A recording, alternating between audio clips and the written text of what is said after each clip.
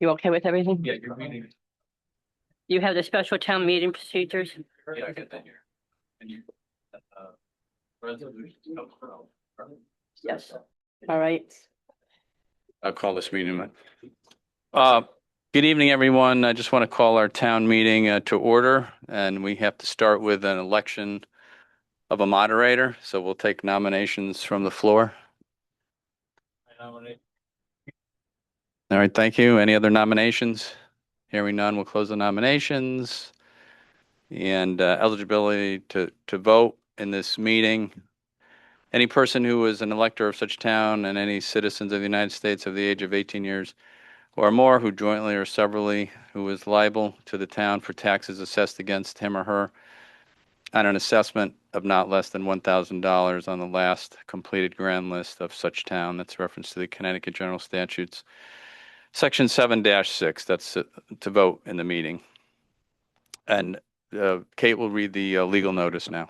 A special town meeting of the electors and citizens qualified to vote in town meetings of the town of Berlin be held at Berlin Town Hall, Council Chambers, 240 Kensington Road, Berlin, Connecticut, on Tuesday, January 6, 2026, at 6:45 p.m. for the following purposes: to approve an FY27 non-budgeted appropriation of $4,029,420 from the Berlin High School Construction Fund. 2,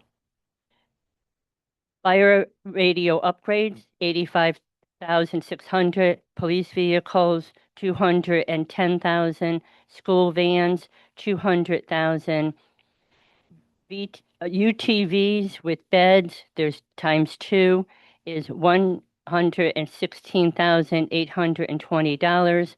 A skid steer of 42,000. East Berlin Recreation Complex renovations, 900,000. Griswold HVAC is $1,030,000. Berlin High School moisture remediation project is 900,000. Boilers is 345,000. Worthington Meeting House renovations, 200,000. Dated Berlin, Connecticut, this 18th day of December, 2025. All right, thank you, Kate. Is there a resolution to come before this town meeting for discussion?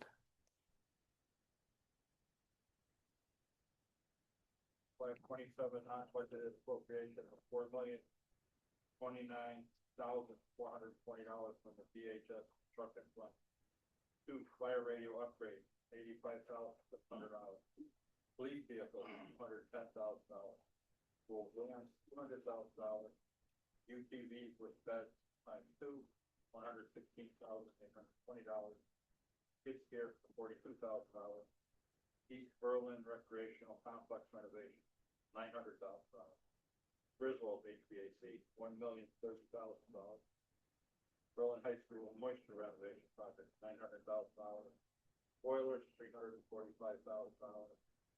Worthington Meeting House renovation, $100,000. All right, thank you. Is there a second on that? Thank you.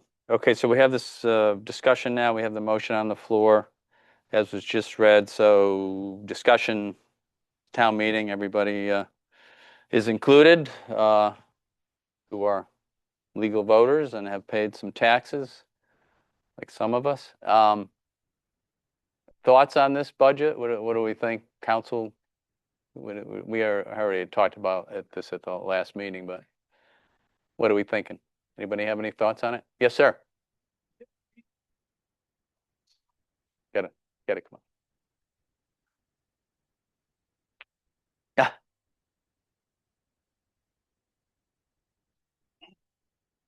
I'll need your name and address just for the record. Thank you. Richard Gagliardi, 1278 High Road. Is there a reason the Moore Farm and Stonehouse was not on this list? Because Yeah. it was previously on the list? No, I think it's coming from another budget. Yeah. Okay, It had been approved. Yeah. We approved that already, the funding. Different. well, good. Hey, while I'm here, Only get one shot at the apple. No, no, no. Go ahead. Go ahead. well, while I normally speak to you as vice president of the Berlin Land, I am speaking to you tonight as a trustee for the Kensington Congregational Church. My church on Percival Avenue is the twin brother or twin sister of the Worthington Meeting House.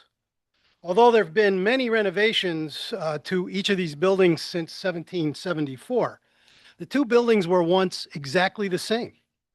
Built from the same plan, built from repurposed lumber, repurposed nails, and repurposed roofing materials that came from the original church on Christian Lane.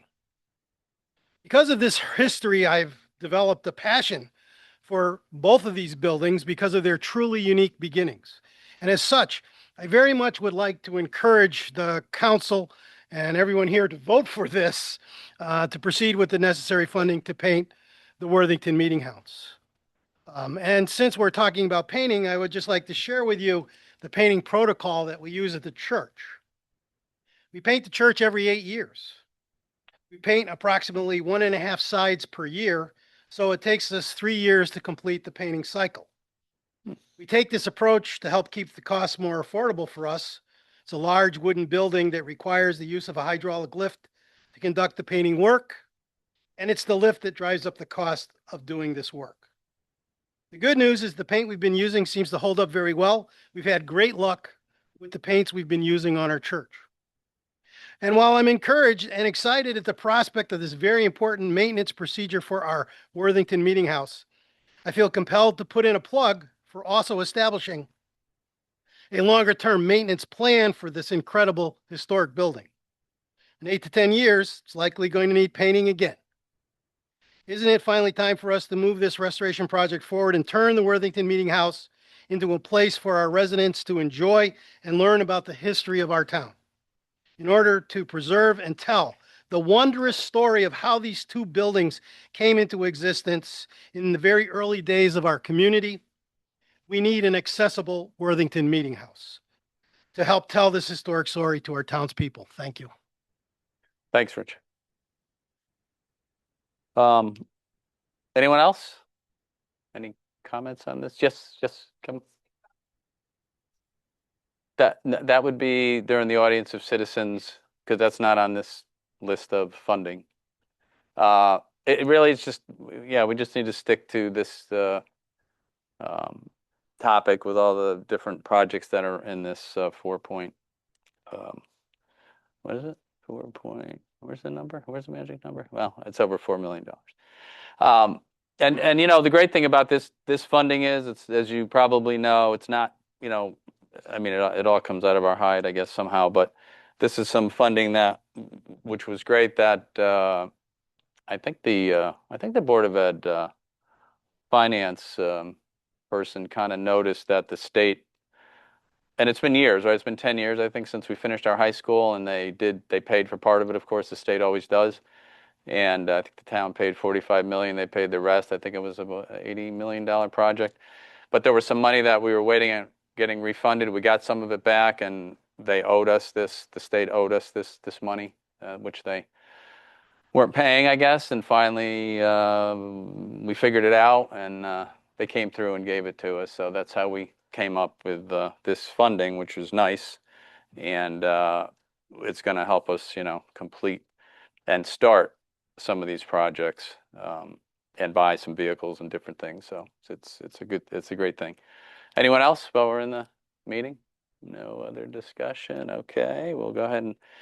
There, if you want Yep. to just, there's been, I think, 8 letters submitted. Oh, yes, So yes, if you want to just yes, read who the letters are from, yeah, and we can attach the letters in its entirety. that's right. Where are those letters? Here they are. Yes, we do have some letters that are in favor of, These are all in favor for the Worthington Meeting yes, painting. yes. We have Dennis Kern. I'm not going to read the 8 letters, so we'll be here a lot later than we hoped. But it's great. Amy Presker. Let's see. All in favor, of course, of what we're doing with the paint job on the meeting house. We all know we need to do some more. This one, Ruth Lero, appreciate that. Your comments. And the whole letter will be in the record.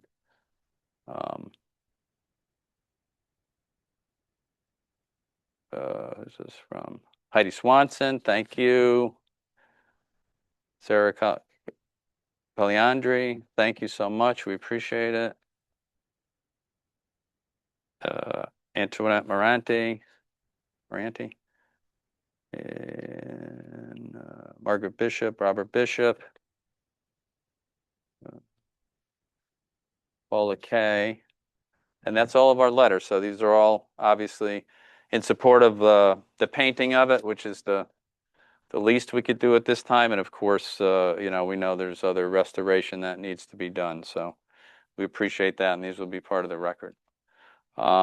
So with no further comments, anyone else? Last shot.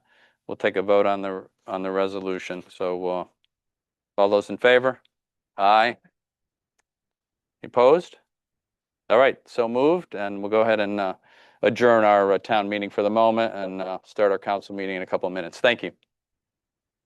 And just so the people on the audience knows that if I see you, then I will record that you were at this meeting. All right. So, Sally, Leslie, I got you. All right. Ready? Okay.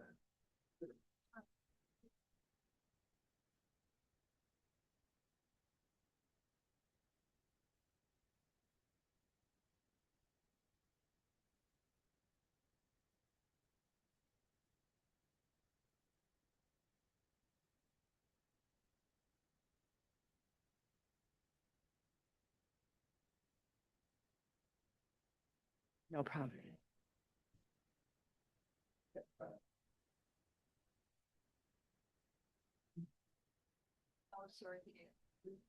Yes. Well, let me just make sure. Yeah. It's old, so again, I do too. Yeah. He said he couldn't even get, he said he's so sick he can't go online. He couldn't even, he doesn't want to be online, it's so bad. Don't let you want here. The oldest girl. Mark, I'm sorry, I didn't answer the call you because I ran out of time, but I don't know if you're around this weekend? Yeah. Okay. Friday I'm available. Friday. Right now I don't have anything. Yeah, you know what, maybe Friday. After, probably after 12:30. Right, yeah, so I got this thing Friday. I think I got emails. Yeah, but Friday's my, I'll call you Friday morning. Yeah, sorry about that. Yeah.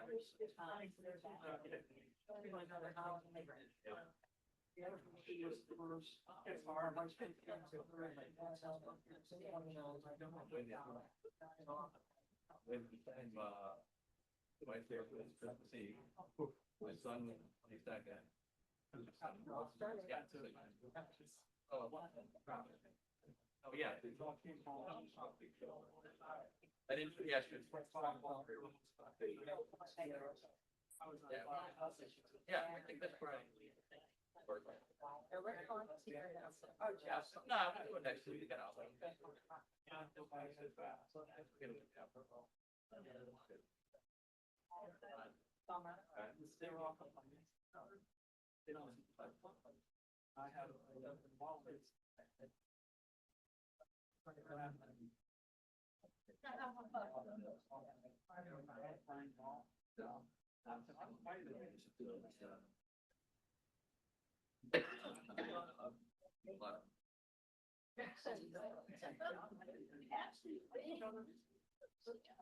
have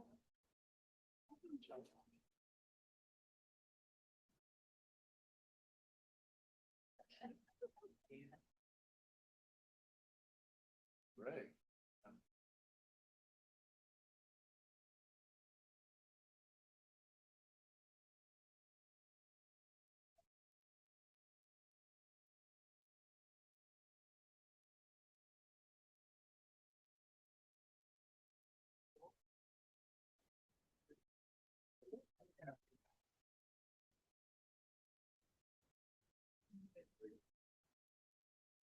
All right, folks, we're going to call our council meeting to order, and if we could rise for the Pledge of Allegiance.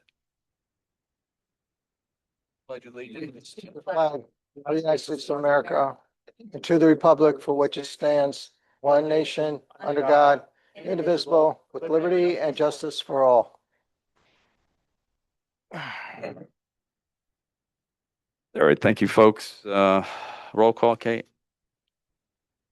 Here. Council Cola. Here. Dave Krasinski. Here. Council Payanessa. Here. Council Cruzen. Here, Here. There you have a form. All right, thank you very much. So we're on to our audience of citizens now, which is now, this is free reign. Whatever you want to talk about is fine. So raise your hand, come on up, got to come up to the mic if it's just your name and address. And yes, sir.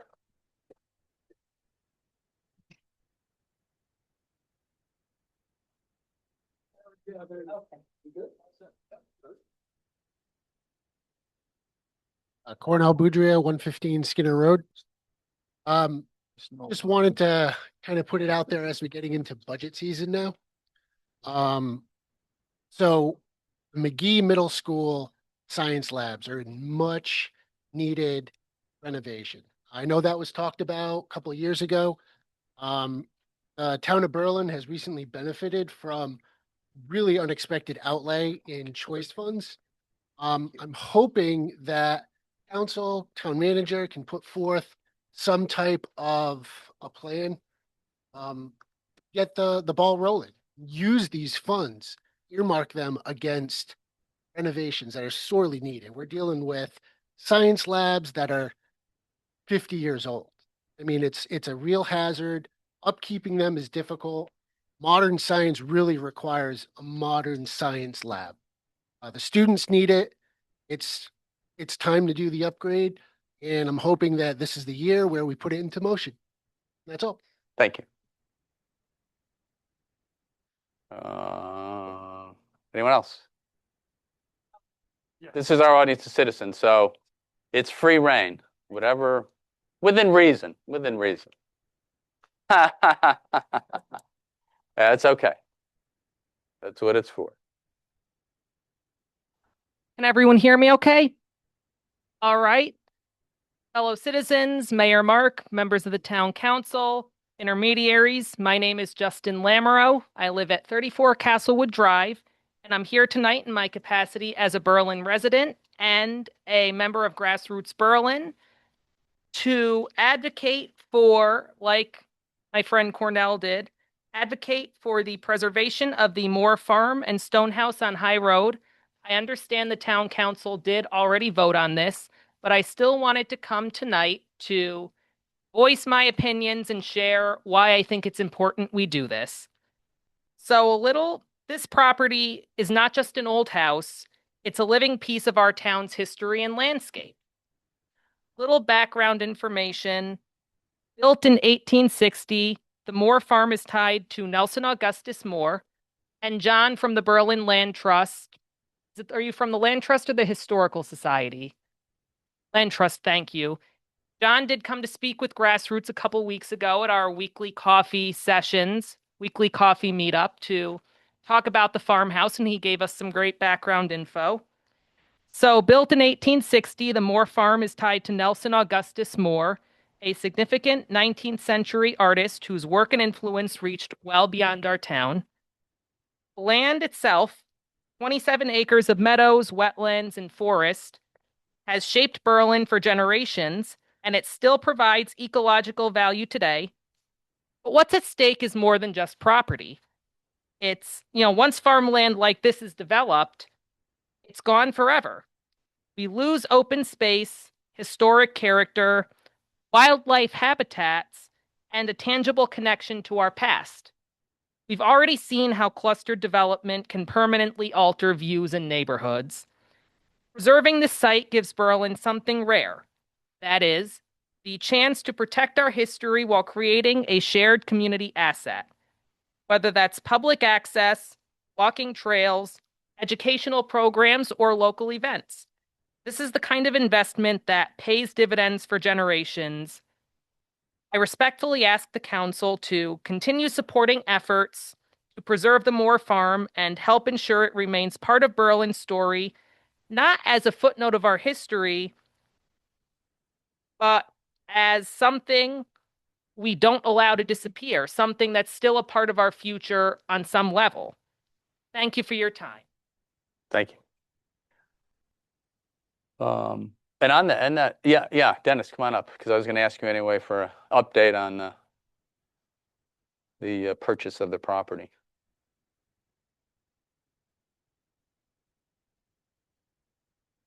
Good evening.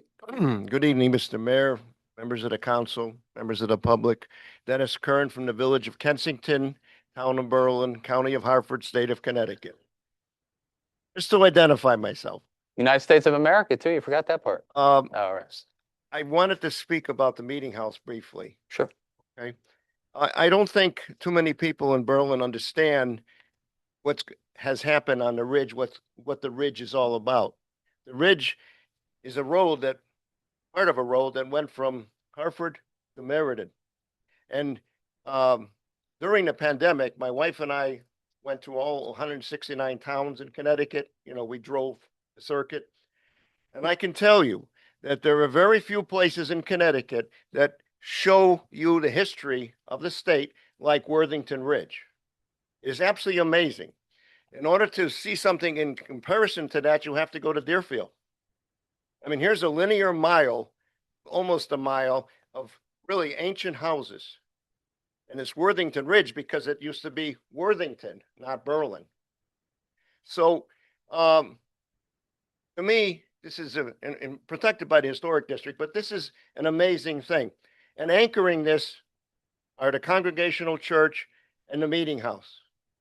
The Meeting House is the beginning of it, Congregational Church at the in the middle. I think the Meeting House has been neglected. I applaud the fact that you're going to paint it now and make some repairs, but it really needs to be part of the community. Whether that means a renovation of some kind, and it doesn't need a second story renovation. It could be just by itself. It could be just a large building, assembly hall, whatever, a museum. The thing is, this is a need the town has that should be addressed at some point in time in the near future. We're beginning the 250th anniversary of our country. This is an ideal time in which to start this project. And I think there are grants out there. Jim Mahoney is an excellent person to get grants. I think there are grants out there that would help us make this building useful to the community. And as the gentleman said, we need to think about the future as well as the past. The past leads into the future, leads into the present, leads into the future. Worthington Ridge is really a treasure for the town of Berlin. I can tell you there's very few places in Connecticut that can compare to it. We need to accentuate that. We need to maintain and improve the area, but we also need to make the meeting house meaningful. All right, I just wanted to bring that to your attention. I think it's very important to the community, to the town, that we do something, that we improve the meeting house, we make it useful, and we make it part of our community again. And as far as the High Road project in 940, we are still in our campaign to raise funds. And Honor isn't here tonight. I can tell you that there have been some fairly good donations into this. I think the figure that we need is something like $300,000, and I don't know exactly where we are in that process. We should have a closing sometime this month. Okay. we're subject to a mortgage and the mortgage has to be paid off. So we're still not, in the clear. We do have funds to raise, but we think this is a wonderful project for the town and for the entire area of central Connecticut. As the gentleman indicated, Moore is a famous artist. This is an historical area of the town. Ecologically, it has the woods, it has the meadow, it has some wetlands. Ecologically, environmentally, it's important. And it is part of our past again. Mhm. And if we ignore the past, I think we're giving up on the future, I think. So please, do you have any other questions about? So the 300 grand you're trying to raise, that's in addition to Yes, um, it'd be basically, what that's the- the way I what figure. the town put in and all the other funding we have. We haven't, I don't think we've gotten all the grants yet. So Okay, hopefully right. some of the grants will offset that. Gotcha. Okay.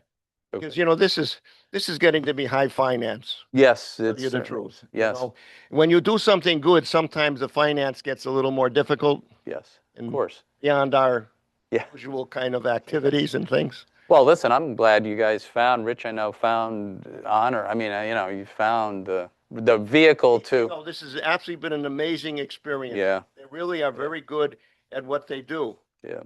And we've had, I think we're having great success in this project. And I think it will lead to something important to the town, Oh, whether it's a part of a museum again, or whether it's an artistic and, an art endeavor, a place for art to develop, whatever it is. And then the farm itself, there's a lot of potential here. Yeah, it's great. And I just want to tell you that we will work with the town on this. This is not just the land trust, okay? Sure. This is the town and the land trust. We will work with the town. As we have in the past. You always do. We always Yeah, do. you always do. Yeah. Sierra Ranch. Yeah. The Fontanella piece. Sure. So we worked with the town in the past. We will continue to work with the town to make sure that this project works for the entire community. Thank Excellent. you. Yeah, thanks, Dennis. That's good. We're on our way, though. That's a good thing. It's amazing. Okay. Audience of citizens still? Free reign? Anything else? Going once, going twice? All right, we'll close that. And is there anyone online, Kate? Nobody's online? Okay, so. Okay, we will close our audience of citizens and mayor's update, just real quick, just a couple of the Vesta housing projects, senior housing projects is moving forward, right? They had a meeting just this week, right? I think, or yesterday. So that's looking good. We should be hopefully in this first quarter. We're hoping they'll be good with their financing, which should be, and then they could start breaking ground. So that's wonderful. I think January 20th, we're going to do a Bright Feeds meeting, right, at our council meeting on the 20th. Just an update with the Department of Public Health. Yes, so on the 20th at 7 p.m., we'll have representatives from DPH, the Department of Public Health, Yeah, good. Energy and Environmental Protection, as well as our health district to go over the results of that air quality testing that was Oh, that's very good. last winter. Great. All right. I think that's it for me. So on to our consent agenda. What do we have? We have 5 items on here. We've read them. Donations to the library, to the Berlin Animal Control, police fees, waiving the police fees for the McGee Middle School dance for Friday, February 6th, the donations to the police canine program, and, we have to, the number 5, we have to rescind the previous approval to waive the fees for the traffic control for the Jim Day Memorial Tournament. I think they went up a little bit, it looks like, so. That's all on our consent agenda. Go ahead and take a motion.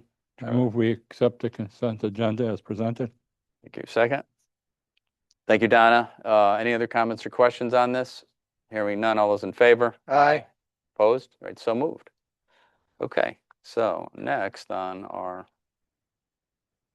meeting agenda, we have another public hearing. Should be very brief. So I just want to call this Meeting to order and the purpose of the public meeting. Chris, if you want to, Sure. Chris Edge, 240 Kensington Road. Yes, the town of Berlin is a town eligible to become part of the Connecticut Municipal Development Authority, which is a quasi-public agency that was set up particularly to work with communities that have a transit hub. With the Berlin train station, essentially what we would be doing is signing a memorandum of understanding with CMDA. Work with the town of Berlin, take a look at some of our current regulations, zoning, and the like. Really, all this does is basically pushes us into a conversation with them. Eligibility opportunities could potentially be things, grants to the town, there's loans to developers. So really looking at the train station area, and really right now, it's an opportunity for us to see what might be possible. The good news is all we're saying is we're going to talk.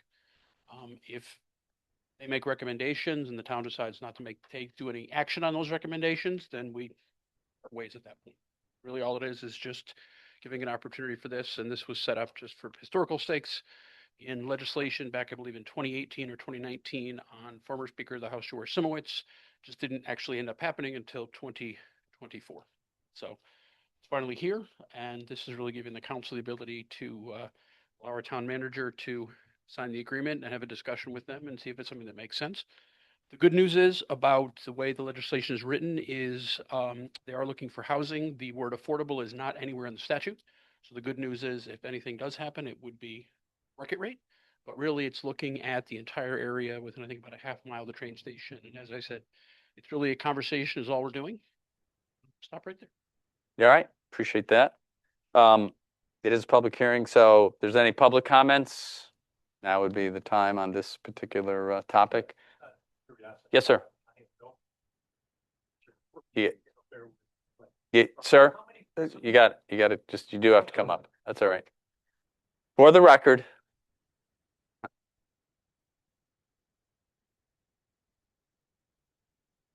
Question I have actually is simple based on. Oh, I'm sorry. Microphone, is it on? Tremendous. Don Forecash, 992 Worthington Ridge in town. Welcome, Don. Welcome. The question I have is, how many towns within Connecticut? I believe there's currently about 30 or so that have taken the step that we've taken. There are a couple of communities that are looking to take the next step, which essentially would be to take the recommendations itself. And best way to describe this is there's a group that's currently based out of Hartford called the Capital Region Development. They do a lot of projects in Hartford apartments, so it's similar to that. Gotcha. But yeah, I think there's around 30 or so. Be adding, coming 30 something, citing from there what steps you. The organization has been in existence for how long? It was created in legislation in 2018. It actually was formed in the summer of 2024. So there sounds like still keeping the fish on the ground. Attracting people to town. So they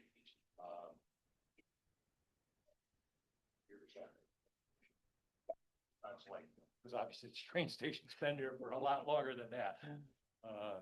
Tremendous. Thank you. No, of course, yeah. And the big piece of it too is they needed to find money to actually give the organization the ability to projects. And that was one of the main reasons why I took that long.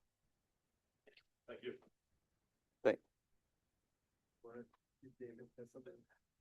Yes. David, I don't know if you have anything to add to the mix. I know you're on by Zoom. No, just here to answer any questions if folks have it. Nice to see you all again. Thank you. Anyone else? Online or here? Public comments? No? Council comments? Nope. We're good?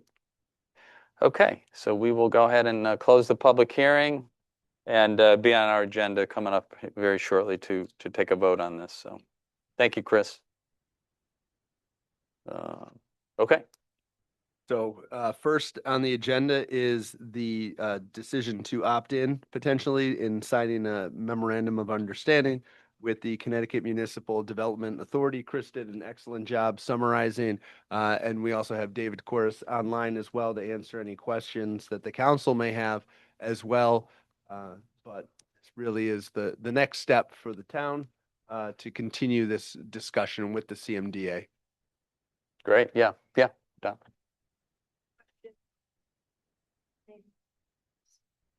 are most of these other communities that are joining this trans-oriented communities with train stations?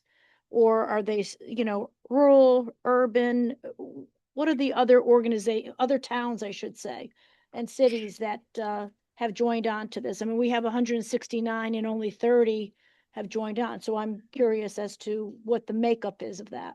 Sure. So we can only work with communities that have a train station, a bus rapid transit station, or a downtown. And so it is a much smaller group than the full 169 who are eligible. And those 32 range. Many of them have train stations, but not all of them do. Some have walkable mixed-use downtowns that are not anchored by a train station. There is a map on our website that shows all 32 communities. They're from every corner of the state, and a lot of different characteristics. And maybe you can get us that map so that I could at least take a look at that. Absolutely. Okay, thank you. Thanks. Yeah. Just a quick question, because I see on part of it, and part of the discussion was that they do zoning review, et cetera. Has anyone talked to planning and zoning and gotten their opinion on this as of yet? We had invited planning and zoning to the original hearing we had done with Mr. Corus. Since then, we have not brought it back up to the Planning and Zoning Commission only because the planner has not been around most of the time. So we haven't brought anything formal to them, but we wanted to take this step before actually doing anything further with them at this point. Yeah, I'll just add, planning and zoning is aware of this. They've been a part of this process. And again, what this would entail, this would be CMDA looking at Berlin's zoning regulations to see if there's any potential for any improvements to what is referred to as a housing growth zone in the regulations. And that would be completely optional for the town of Berlin, and it would need to be approved by the Planning and Zoning Commission as well. And I'll just add that it would be exclusively within a half a mile of the rail station. So we're not looking at zoning throughout the entire community. It would only be in that localized area, and it always remains within local control, what, if any, recommendations you advance. Now, our zoning official is out, but what about the commission? Have they been spoken to about this? Yes, they were invited to attend the last when this was brought forward to the council. I believe we had some commission members that were either online or in person. So they've been aware of this process, and I don't know if they've actually taken it up or had a discussion at a commission meeting though. I may have some reservations because of the zoning, Berlin is very unique. I understand that we have a trans-oriented district, if you will. But when I hear zone, I'm sorry. Yes, I am, but I didn't attach it to me. I'm sorry. You can't. We're not taking. Okay. Okay. I just have some reservations when you talk zoning. We are a unique community. We love our open space. We love not being a urban setting, if you will. Okay. And I just have some reservations. If I'm understanding correctly, this motion tonight would not lock us into changing our zoning. This would be we're just saying we're willing to listen to suggestions at this point, correct? That is the entirety of what we're saying. I think this is a good move for the town. It's hard to realize when you drive down there, but someday Berlin Steel will be a big tract of land to develop near the train station. The other side of the tracks, there's a huge area that's been worked on for years on and off. Eventually that will be made available for development. So this could be a great help down the road. I think we should look into it. And I think from the perspective of long-term, we would take a look at what are the changes looking to be made? What are the possible benefits for the town to move forward if we make the changes? I think that'll be really part of the discussion from here. But really all it is the ability for them to talk to us, look at it. And I would agree with you, excuse me, Councilman Veach, that without a doubt, there are definitely things in Berlin we want to be very careful about. Again, the good news is it's within a half a mile, but there's also some areas within a half a mile that are very precious. Mm-hmm. So I think that's really where needing to work closely with David and the CMDA folks on what their thoughts are and have some real discussions about it. I just feel that we need to proceed with caution. And I understand we're not locking into anything, but I'm just making them. I And just- Chris, right now, there's no cost involved, correct? No, it's free. No, okay. I do want to add though, and David, correct me if I'm wrong, but the CMDA could review our zoning regulations and have no recommendations whatsoever. So, Correct. so that could happen as well. I just want to make a point that if you're not on mic, the audio will not pick up. So make sure you're using your microphones, okay? Thank you. Anyone else on the council here? Okay, so again, as we have discussed, it's just going to be a discussion with that group if we vote on this, and you know, we take it from there with whatever we think is best for Berlin. So anyway, with that, we'll go ahead and take a motion. Move to authorize Town Manager Ryan Curley to have the town of Berlin join the Connecticut Municipal Development Authority as a member municipality. Thank you. Second. I'll second that. All right, thank you. Any other comments or questions from the council? Hearing none. All those in favor? Aye. Aye. Opposed? All right, so moved. Thank you, Paul. All right. Very happy New Year. All right, Look- same to you. Looking Thanks, forward Chris. to continuing the conversation with you all. Yeah, thank you. Thank you, David. Okay. All right, agenda item number 2. This item should look familiar to you all as this is the formal approval of the Berlin High School Renovate as New reimbursement funds that we had the town meeting on earlier this evening. So I'll turn it over to you, Mayor, and the Yeah. council, if you have any questions. Yeah, obviously, we just had our public meeting. We had a discussion at the last council meeting about all these items, very important to the town, all of them. So it's great we can get many of these 100% funded, and some are beginning. That's me. Okay, yep. Beginning. I thought we were haunted for a moment, but that's all right. We're good. We may be haunted, but that's maybe not tonight. Yeah, maybe at the meeting house. It's been around a long time. But yeah, so some of them will be funding 100%. Some of the police vehicles and vans and things like that. And of course, the other items on here, the HVAC project that'll be done, and then of course the East Berlin recreational. That's just a start. And obviously, there's some other items on here that will be useful to get that done. And the BHS moisture remediation project for the flooring, obviously, that's, I hope, well, there may be more than that, but at least we're going to fix that project as well. So anyway, that's where we're at. Council members, any other questions or comments on this? Okay, yeah, we've had several discussions. So with that, we'll go ahead and take a motion, Charlie. Move to approve a fiscal year 27 non-budgeted appropriation of $4,029,420 from the Berlin High School Construction Fund to fire radio upgrades, $85,600, police vehicles, $210,000, school vans, $200,000, UTVs with beds ×2, $116,820, skid steer, $42,000, Berlin Recreational Complex renovations, $900,000, Griswold HVAC, $1,030,000, Berlin High School Moisture Remediation Project, $900,000, boilers, $345,000, Worthington Meeting House renovations, $200,000. Got a second on that. I'll second that. Thank you. Any other comments or questions? Just one that's. Yes, sir. In the motion, he said Berlin. It should just, I'm not trying to be particular, but we should say East Berlin. 'Cause Sorry. that's where it is going. is Oh, East Berlin. the complex there? Rec. Oh. East Berlin Recreational. Yeah, it's on the Complex print. It's on the printed renovation. It's motion. not a printed, but Yep. in the motion, it was just stated Berlin. Gotcha. We're all one, Mark. East Berlin Recreational Center. We're good. We're In good. the village of East Berlin. We're good. Okay, no other comments or questions? All those in favor? Aye. Aye. Opposed? So moved. All right, thank you. Then here we are, Worthington Meeting House presentation. Yes, we have a presentation from the Friends of the Worthington Meeting House. We have Lorraine here and Nancy, and I'll turn it over to them. You ready to go? We just wanted to thank the town council and the town manager and Kate for inviting us to come and talk about the greater project that lies ahead for the Meeting House.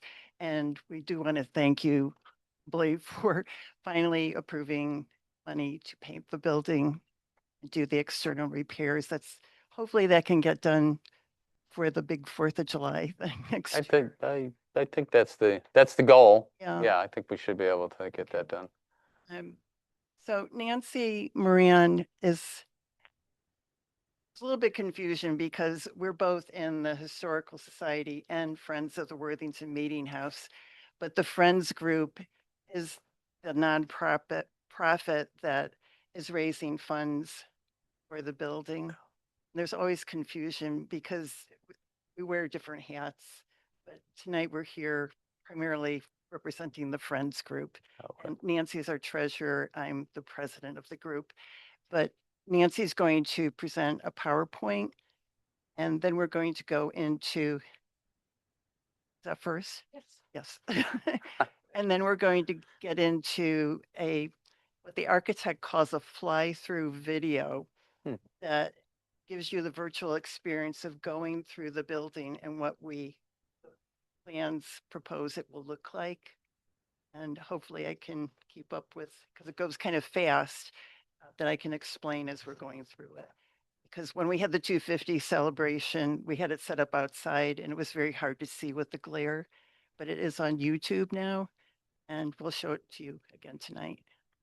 Great. So we're going to start with just a brief discussion of the importance and the position that this building has had in our community since 1774, built in 1774 and dedicated in 1775. So you have in front of you, we gave you some materials. We gave you the PowerPoint slides that we're going through. We gave you a brochure that talks about the timeline of the Meeting House from the beginning until up to the current times. We gave you some marketing material as well as the Friends of the Worthington Meeting House brochure. So that's what you have in front of you. So when you think about this building, and it was definitely said before by both Rich and Dennis, that this building has been the center of Berlin community from 1774 until 1974. So that's quite a long beginning. So I'm going to start by talking about the Worthington Meeting House. Sometimes people will ask the question, what's a meeting house? It's a church. It was a church. And it was the center of the community. And what you're seeing in this picture here is the only picture that we have of the Worthington Meeting House when it had its steeple. It's a Barber print that was done in 1835. I'll point out that my house is right in the foreground. So I live and walk and look at this house all the time. So it was built in 1774, along with the Kensington Congregational Church, dedicated February 75. It's a pre-Revolutionary War building. And it was pre the incorporation of the town of Berlin. And actually the land grant for the land that is on was signed under King George III. So this is what we're talking about with this building. There is a lot of rich history to this building, and it is the longest standing Berlin public building. And one of the things that we talk about with the Meeting House is its resiliency and its adaptive use. In the late 1840s, Berlin was a pretty wealthy community. Brick, tin, cloth, and there was one other thing tooling really brought a lot of money into the community. And the Worthington Ecclesiastical Society said, you know what, we'd like a more modern church. So, and they had the money to do so. So they built what we now know as Berlin Congregational Church. And that was about 1850. And during that time, from 1775 until 1850, this not only was a church, it also served as a town hall. It was a community center. There were potluck suppers there. Troops would have mustered there. It really was the town of Worthington, that section of town. It really was the area that people went to and communicate and very much for the community.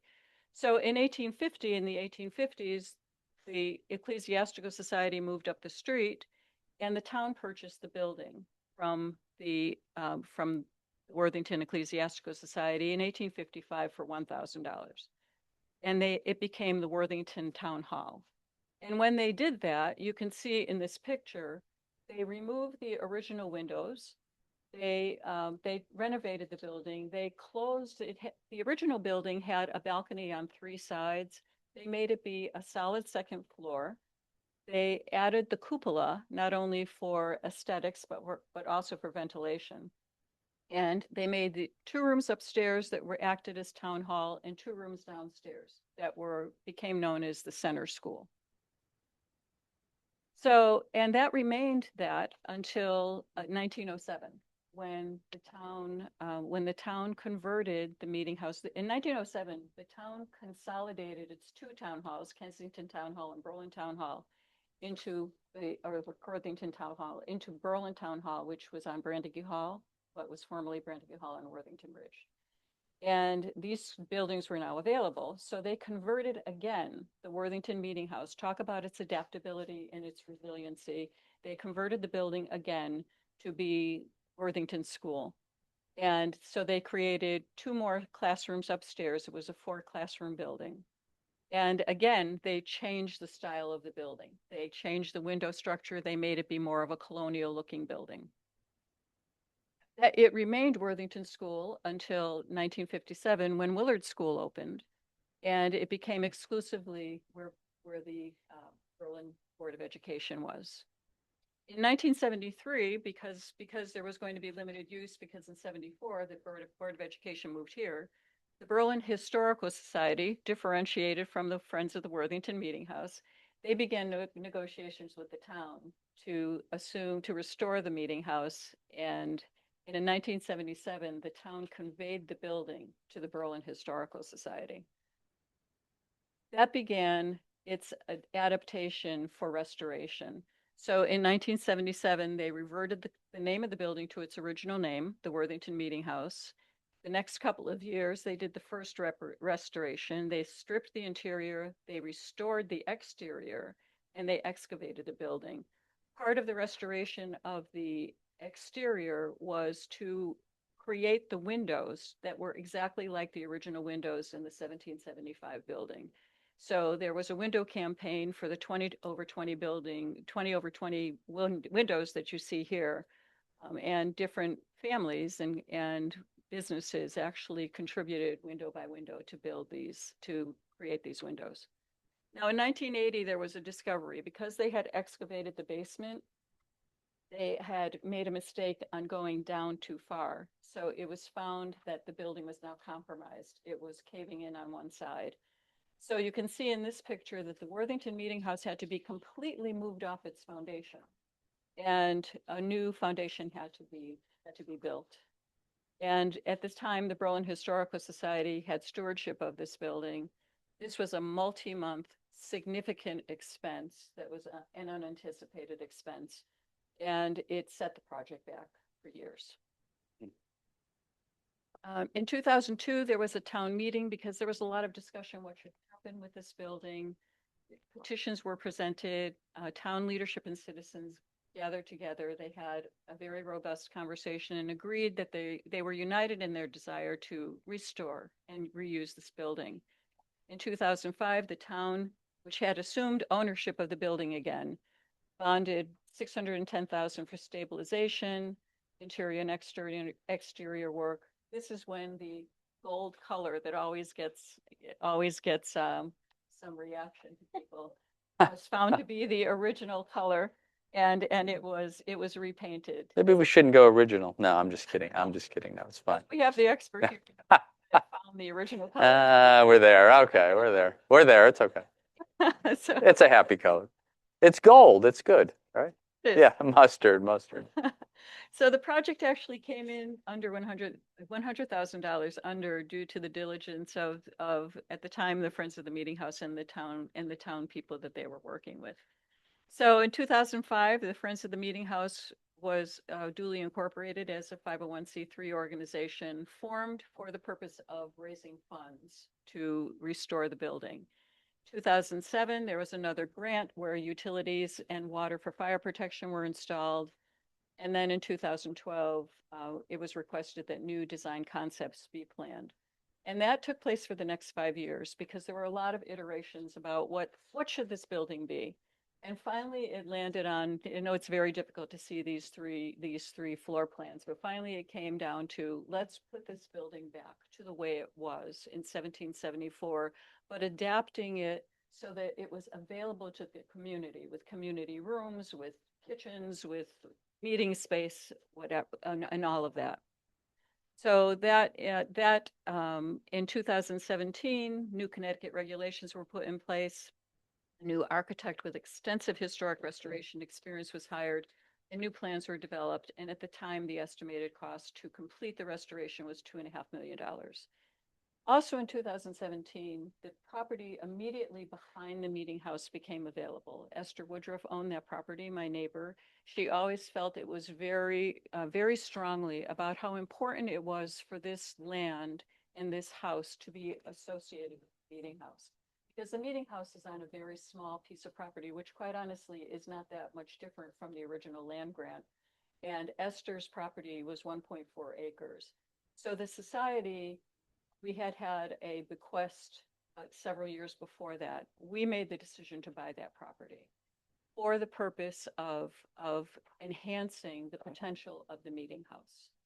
And we have since, so we maintain that building. We have restored, it's an 18th century structure. We have restored the front room, the kitchen, and we have a research center in there. And we maintain that property. In 2019, the Friends began campaigning to solicit funds. Your slides are a little out of order, but into 2024, the cupola that had been taken off the building in 1977 or so is restored with a $10,000 grant. And in this year, or 2025, with the help of the town and Sandown Crane Service, the cupola was moved to the north side of the building and is now in its permanent position. So on October 18th of 2025, we hosted jointly the Friends of the Meeting House and the Berlin Historical Society, a 250th celebration of the building. It was well intended and enthusiastic, and you could see the quote that I have here because, Mayor Mark, this is something that was said to both you and I at the same time, that gentleman, where he said, "Do you know what you have here? You have your own Sturbridge Village, and it's real. Sturbridge Village is putting together. Houses put together, but it's real." And when you step behind the meeting house and you see the size of this building and then the adjoining property, you could see when we were talking about treasures before, it is a treasure. So now we're going to show you the fly through, but I have to get to YouTube first. So okay. Good. Let me see. Here. I think I'm gonna miss this.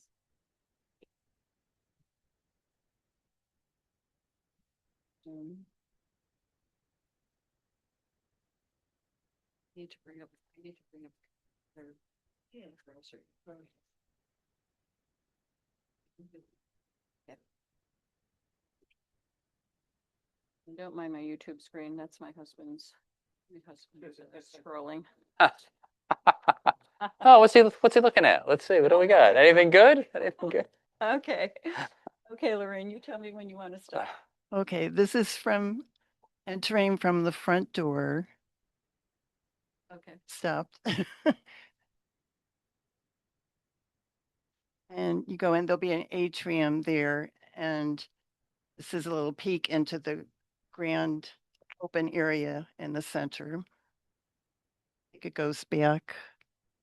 Oh, what we're doing is restoring the original balcony. The reason that was done because the architect suggested this, and we hadn't thought of it before, but because of codes, if you have like a full second floor, you require a second stairway, and you'd have to add an addition onto the building, and we really wanted to keep the original footprint and not add more cost to the building.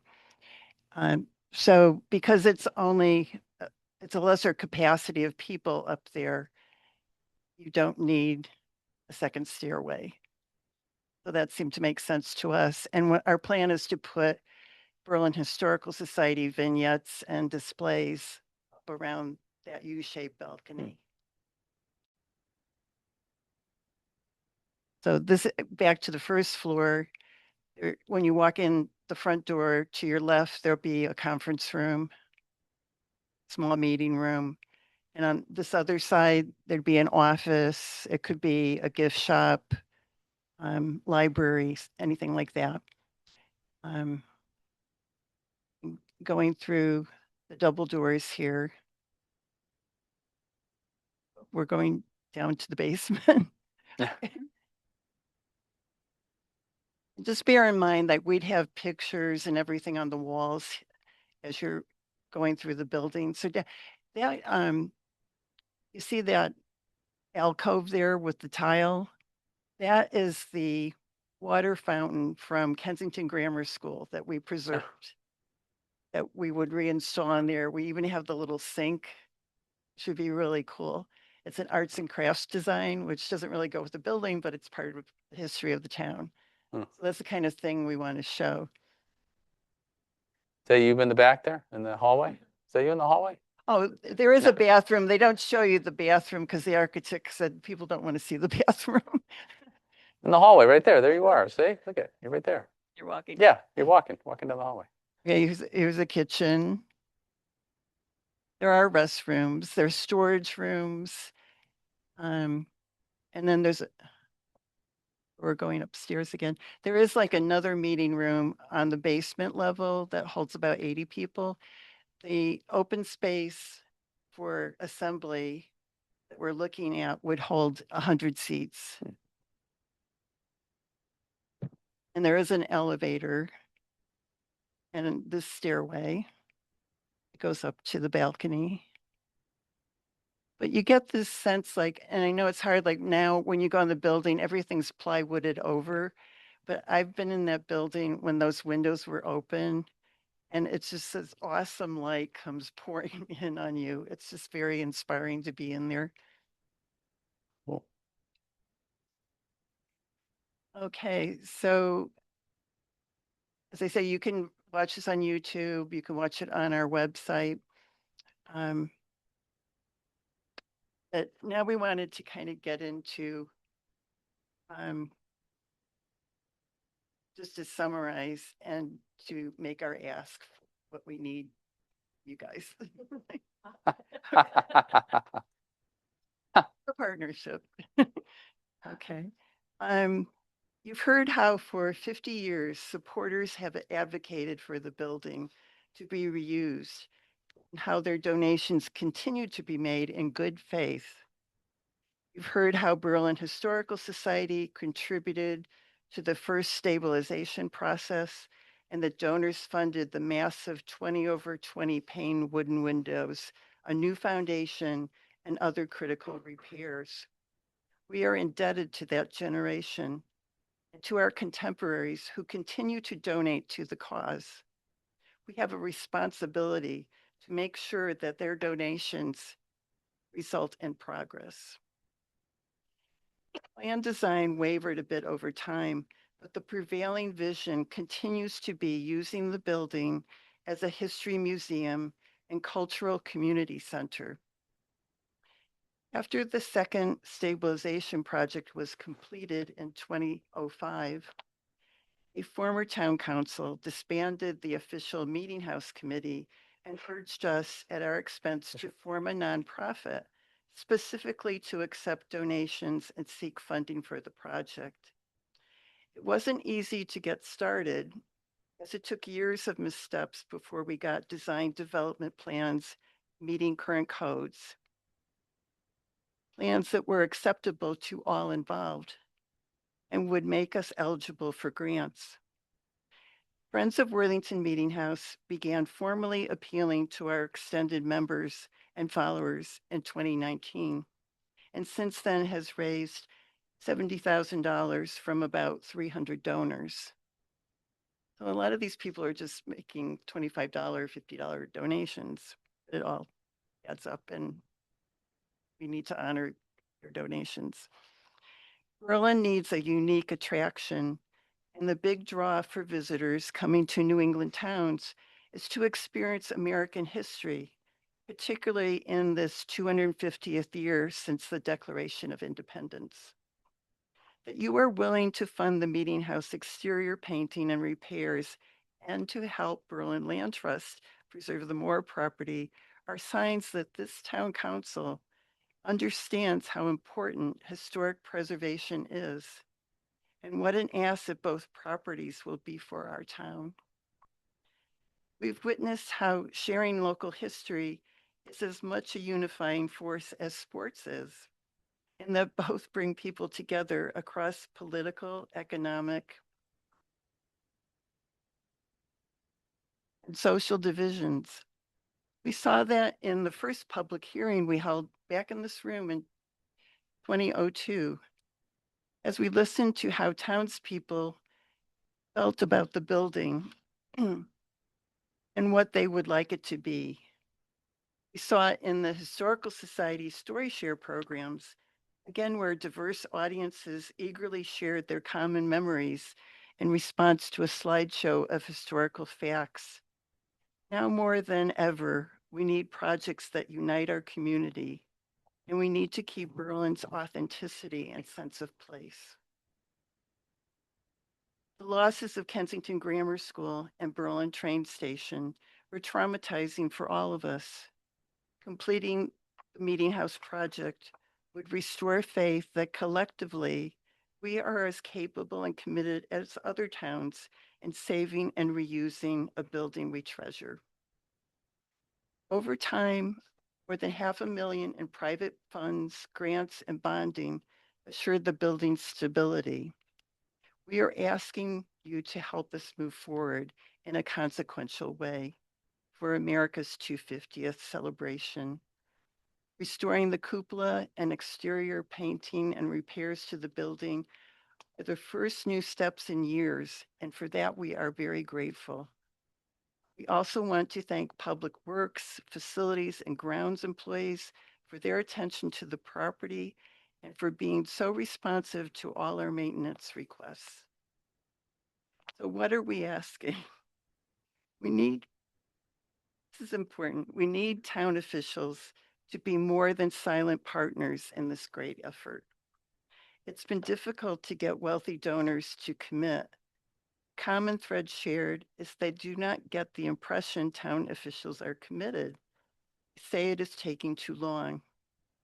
So I know from following other preservation projects in our state that often they take a very long time and require unwavering persistence. We are seeing more hope that good things will happen soon.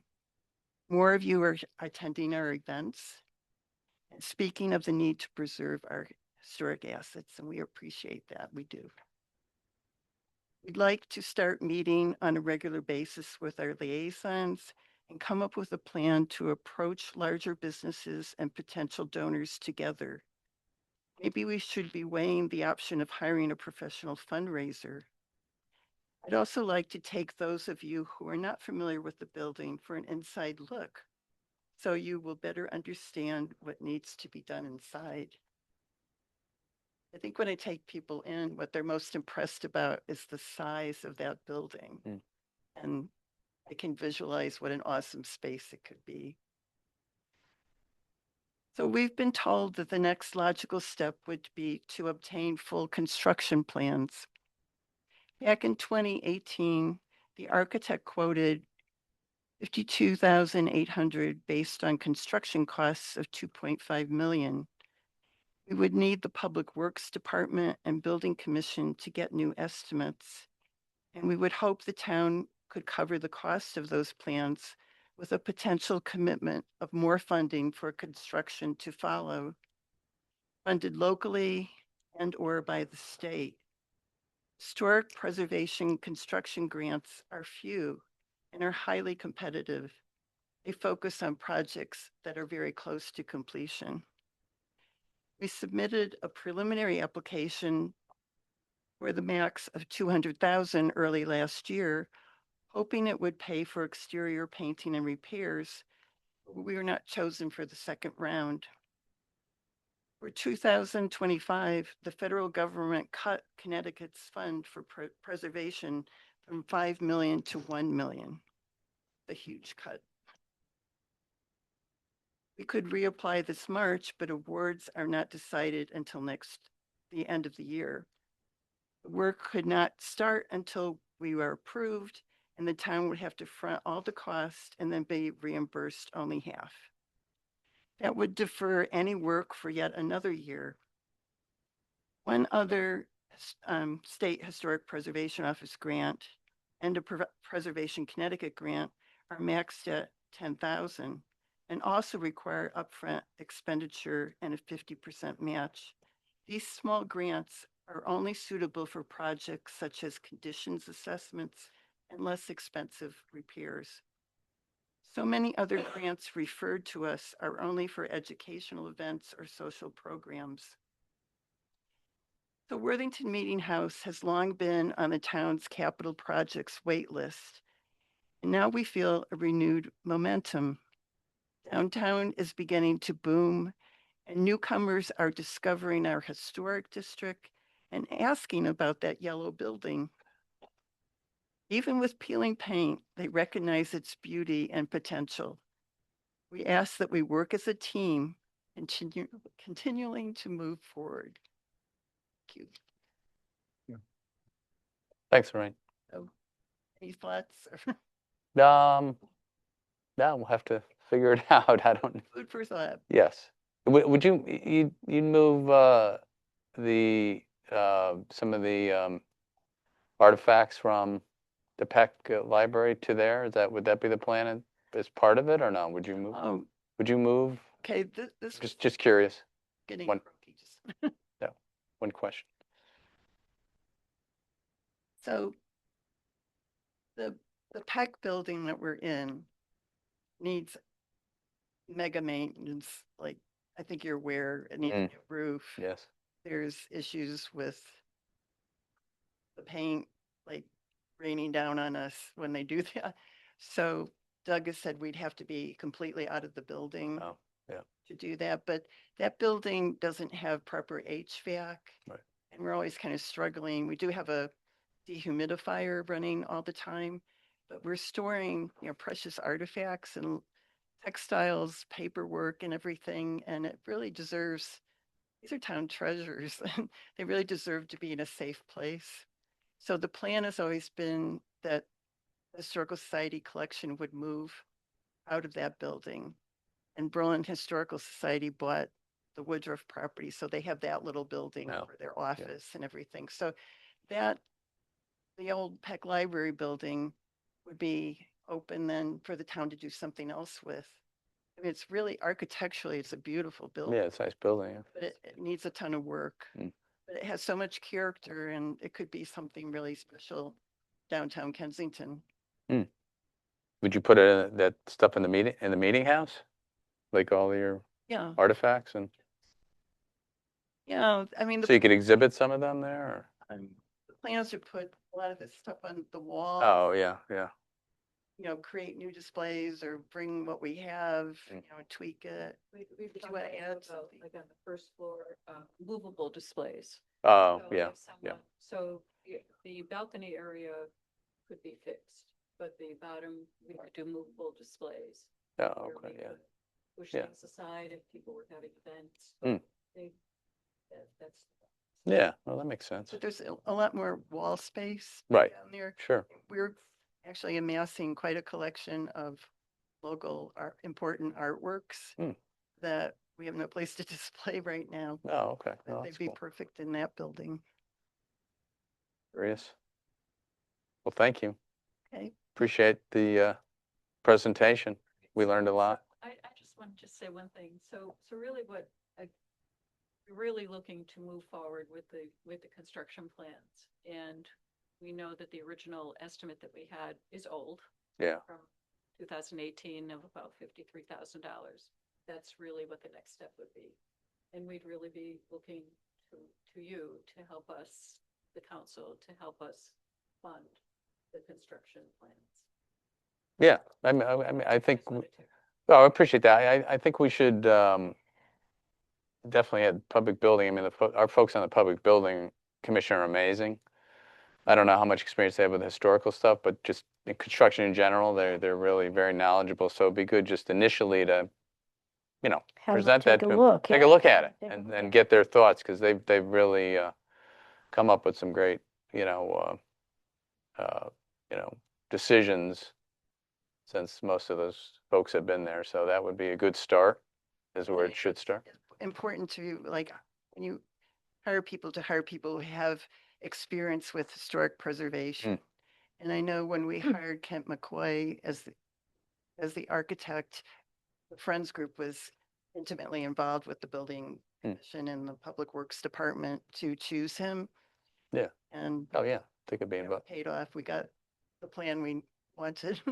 Yeah, yeah. No, so I'd say we start with them to get an initial look, let them look at the building, yeah. How do we formally get it in front of them? Do we have to create a statement of need, or what's the procedure to get it on their document? Yeah, I would have to, Yeah, because Get you're it. gonna need solid numbers.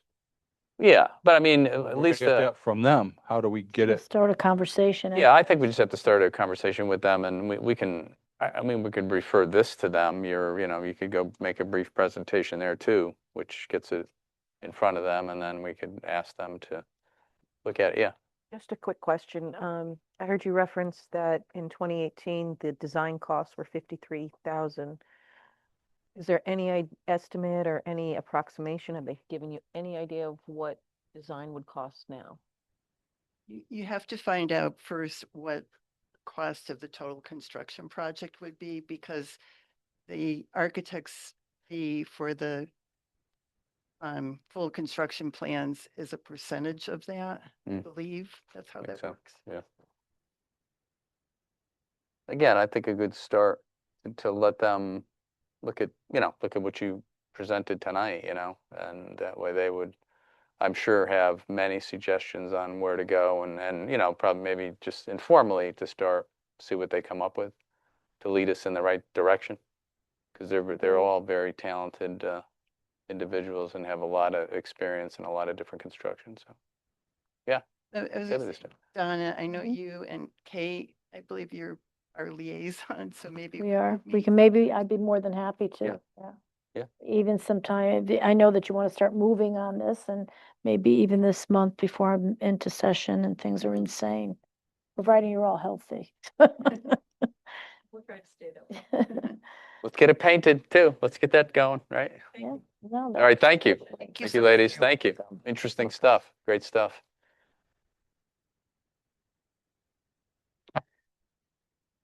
Okay. All right, we'll move on. Yes. Agenda item number 4. This is an annual topic. I know everyone's thinking about golf right now, but Absolutely. we need to think about our 2026 rates at Timberland. I believe our director of golf, Saul, is with us online. I know the Golf Commission met recently to update their fee proposal for 2026. So Saul, I'll turn it over to you. Thank you, Ryan. Good evening, everyone. Hey, Saul. Hey, Saul. As Ryan said, this is a annual item from Timberland, and based on the town ordinance of having revenues equal our expenses, working with the Golf Commission, they present the fees that were in your packet. Prior to setting these rates, we did a rate comparison with Stanley, Hunters, and Rockledge, and we found that we can move or increase some rates where we would be just in the market, or not leading or Thank you, folks. trailing so much. So those categories were leagues, season passes, and outings. So the leagues, we increased 50 cents each for their daily fees or weekly fees, and for season passes we raised anywhere from $30 to $50, and that includes resident and non-resident season passes. For outings, we restructured our pricing system. In previous years, we based it off depending if you're over 100 players or under 100 players. We restructured it to where it would be a Monday to Thursday price and then a Friday, Saturday, Sunday price where it would be a premium price to close the golf course for an outing on a Friday, Saturday, or a Sunday, where we tend to be a little bit more busy with normal plays. So we also raised the daily rates of our residents by $1. Last year, we raised the non-resident rates and not the resident rates. So we, vice versa, we reversed that this year to where we raised the resident and then not the non-resident. So lastly, we increased our CIP fee. It was $1 for 9 holes and $2 for 18. Now it will be $2 for 9 holes and $3 for 18.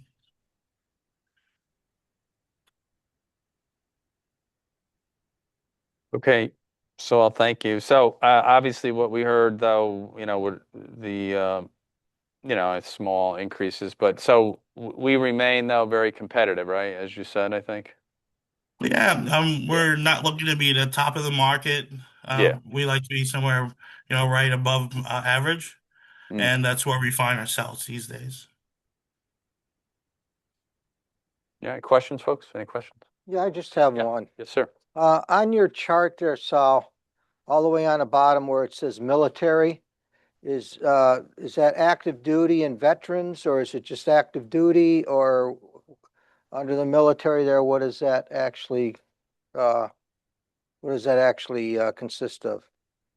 The Golf Commission has given us the approval for doing for both, for active and retired. Well, there's active, there's retired, and there's veterans. What about veterans? Oh, I'm sorry. Veterans. Yes, sir. That's what I meant by retired, sir. Okay, no problem. Thank you very much for the clarification. Anyone else? Questions? No? We're good? What do you got? Looks okay to me. Yeah, good. Yeah, all right, we're good. All right, thank you. So I'll, with that, we'll go ahead and take a motion. Move to approve the 2026 Timberland Golf Course rates. Thank you. Second. Second that. Thank you. Any other comments or questions? Hearing none. All those in favor? Aye. Aye. Opposed? So moved. All right, thanks all. Thanks, Saul. Thank you so much. Thank you, Saul. All right, so we'll move on to agenda item number 5. This is a continuation, more fee schedule adjustments for 2026. Again, this is an annual item that comes up. There's different programs that organizations within the town, as well as our health district, look to raise increased fees on a yearly basis. Our finance director, Kevin Delaney, is with us online this evening to go over the changes that are in your packet. So I'll turn it over to Kevin. Hi, Kevin. Good evening, everybody. Hey, Kevin. Hi. So in your packet, you should have 2 things. One is the detailed fee schedule, which includes highlights of all of the changes, as well as a single PowerPoint slide that summarizes those changes. There are no new fees proposed for this year. There's a great deal of effort and understanding within all of the departments to try to keep fees reasonable for everyone who is using the services in town. There were a couple of increases within animal control, quarantine fees and boarding fees. This is the 10th budget that I've done with the town, and animal control fees have never gone up. So this is a modest $10 increase in those fees to really not even address inflation, but to begin to make those fees, align those fees with where costs sit. The second area, each year Parks and Rec does go up a little bit. The cost to provide these services throughout town does go up, whether it's minimum wage, additional hours, materials that are used. Most of the fee increases are $5. They're, and then, Saul just reviewed the Timberland fees. Finally, there were fees increased from the Central Connecticut Health District. This is beyond the town's control. We do incorporate it because individuals and businesses within town do utilize those services. And so tonight, the request is to approve the 2026 fee schedule and also authorize updating the fee schedule if there are statutory changes or changes from the Central Connecticut Health District, which are outside of the town's control, so that we can keep the fee schedule updated on the website for residents and businesses. Okay. Okay, folks, any questions for Kevin? Let's see a lot of changes, so. If there's no questions, nobody, we good? Yeah, we're good. We're good. Okay, we'll go ahead and take a motion. Move to adopt the 2026 Town of Berlin fee schedule and allow amendments to the fee schedule to include updated regional health district and any statutory-based fees as necessary. Thank you, second. I'll second that. Thank you. Any other comments or questions? Hearing none, all those in favor? Aye. Aye. Opposed? So moved. Thank you. All right, thanks, Good night. Kevin. Good night. Thank you, Kevin. Okay, where are we? All right, agenda item number 6, and this is an update on our police patrol vehicles. As you may have heard, we've unfortunately run into a series of bad luck with a number of vehicles that have come into accidents. Unfortunately, thankfully, our officers have been largely unharmed, but we do have 5 vehicles that have been involved in motor vehicle accidents within just the past few weeks. That's crazy. And one of those is a canine police vehicle that is it's totaled, it's beyond repair. And so the proposal today is to, one, talk about utilizing funds of approximately 8,500 for a temporary to create a temporary or to turn a vehicle into a canine vehicle that can be used as a backup as well as purchasing a new canine vehicle, because those vehicles take some time. Jim, I'll invite Jim up to talk about this. The good news is that the 2000 model Expedition that we had thought when Jim put this agenda together that might be totaled, we did find out that it is salvageable. Oh. We're gonna get 10,500 back on that. So What is going on out there? Craziness. It's crazy. So we had a bunch of accidents. Mm. Had some serious accidents, which totaled one car out. And that brought to light that really need to do something about having a backup for the 3 canines that we have out there. Mm. Putting a canine in a regular car and not canine, not good for the officer, not good for the operation.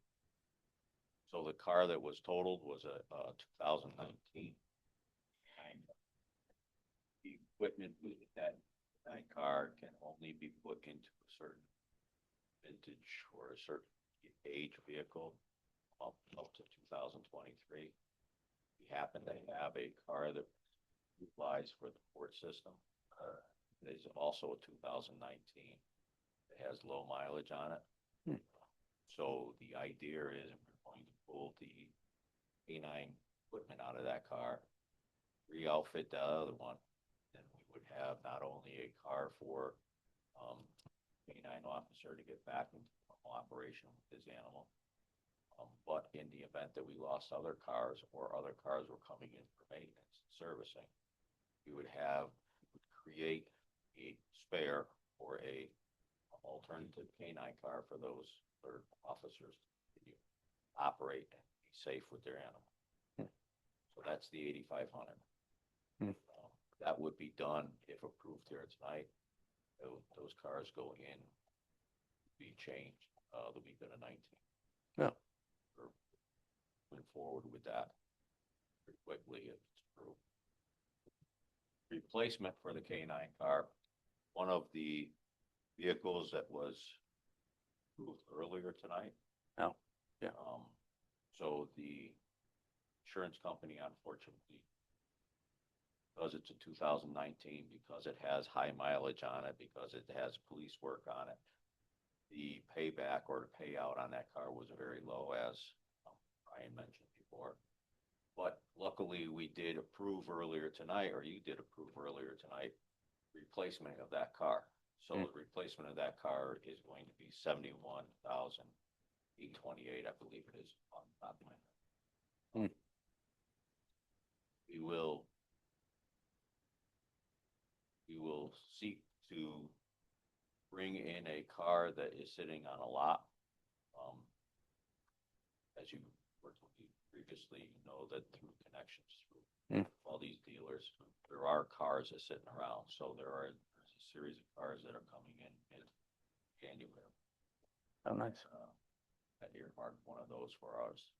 So we will not have the 4 months lead time to get a car in before we begin to outfit.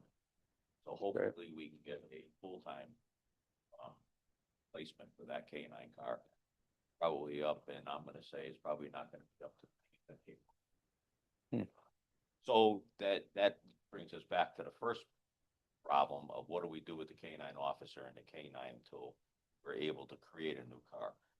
By creating a temporary car or a backup car, we'll fill that in for that piece, and then we'll also fill it in. So that's where we are with the other two. The third one was the Expedition. The Expedition received some extensive damage. I discussed with the insurance company and the adjusters that I wanted to keep that car. That car, again, was a low mileage car. Was not really used for patrol. It was used for interior, inside work, training, things like that. In doing that, they agreed that we can fix it. I mean, it was right on the borderline of being totaled. So we're going to fix that car. Working with the body shop, our insurance says that we should use used parts. So we're going to use some used parts. And then some of the parts that I question for safety, suspension products and things like that, we're probably going to buy those parts through the garage out of the insurance account, because my purchasing powers dealer is a little better than the body shop is, and plus we won't be paying that markup. So we'll be able to keep those costs down, and hopefully we're going to have that car, I would say it's going to take 3 weeks before we get that car back on. How much damage was done to that Expedition? It needs a 3/4 nose. A 3/4 nose is a front bumperette, front grille, fender, left side suspension in the front, and both doors. Was that the one, the last one there on, was this the one on Farmington Avenue? That was the one on Farmington Avenue. Yeah. Scary. On Saturday night. Saturday night, right? Yeah. There was another accident in the exact same spot. Really? And that exact same officer that was driving a car for the Expedition. Was sitting in that spot, but he was back a little further, protecting himself a little better. And he watched this car come through right where he was before and hit the tree. What? Oh my! He needs a vacation. Yeah. I would say so. Wow. We have asked him no longer to use that parking lot, by the way. Away from losing another car. Oh my! It's been a definite total. I mean, and listen, the cars are one thing, but right, Drew, and I mean, no injury, no serious injuries to any officers, right? Nothing. No. The ironic part, as well, as the K9 vehicle that was crashed while responding to an emergency call was the same officer who was in the Expedition using it as a backup K9 car, who had a training recruit with him. And so they had parked off the side of the road, were doing some training. And the car that struck them right over by Lion and Billard, actually plowed through a snowbank to get into the collision with them. And then, as Chief Simons was just saying, just this weekend, a car launched itself over that same area and struck a tree at a very high rate of speed and is in critical condition in the hospital right now. But luckily, it missed the police car. So that officer's had a streak of unfortunate luck. Unfortunate events. Well, he's not injured, so maybe some good luck in there. He has not too, been then. injured in any one of them. So, That's you great. know, It's the main thing. That's the most important thing. Cars are cars. Whatever. correct. But yeah, that's interesting. Well, as we go forward tonight, I'm asking. Yep. Motion 1 and 2. Hmm. Number 3, just right off. Oh, okay. Okay. Gotcha. Okay. Well, that's good. And I know I appreciate it, Jim, that we know you're magic with the vehicles, any type of vehicle. So we appreciate you working on this, as you do with the town and certainly with the police department. And Drew, you guys work together great to figure this mess out and get us up to where we should be with the vehicles. And again, now the main thing with all these accidents, no officers were injured. That's all the cars that we're talking That's the about key. with damage and everything else, right, Jim? So we have a series of cars that are involved in a operation. They were damaged by somebody trying to run and hit things like that. All those repair requests or all those estimates came back and are under our deductible. Great. So we'll be utilizing town insurance, town pay for those. That was the So those we don't really, they're Okay. they're anywhere from $1,500 to $1,900 will be. oh, so not crazy. When are you hoping to have that work completed? One of them was completed today, Okay. and the other one is not. One of them that needs a door is not scheduled yet. The other one will probably be completed next. Okay, thank you. Was that on the turnpike? All still on the road, even though they have some damage done, minor damage. They're still all operational. I saw one of the cruisers up at Berlin, right on the Berlin Turnpike there, Berlin Auto Body. Really? That was the Expedition, okay. Was that one that was that on the turnpike, the tree with the stop sticks, or was it somewhere else? West Lane. Oh, was it that? Yeah, that was over by the Chamberlain Highway West Lane. Over there. Okay. Okay. When do they think to get the key?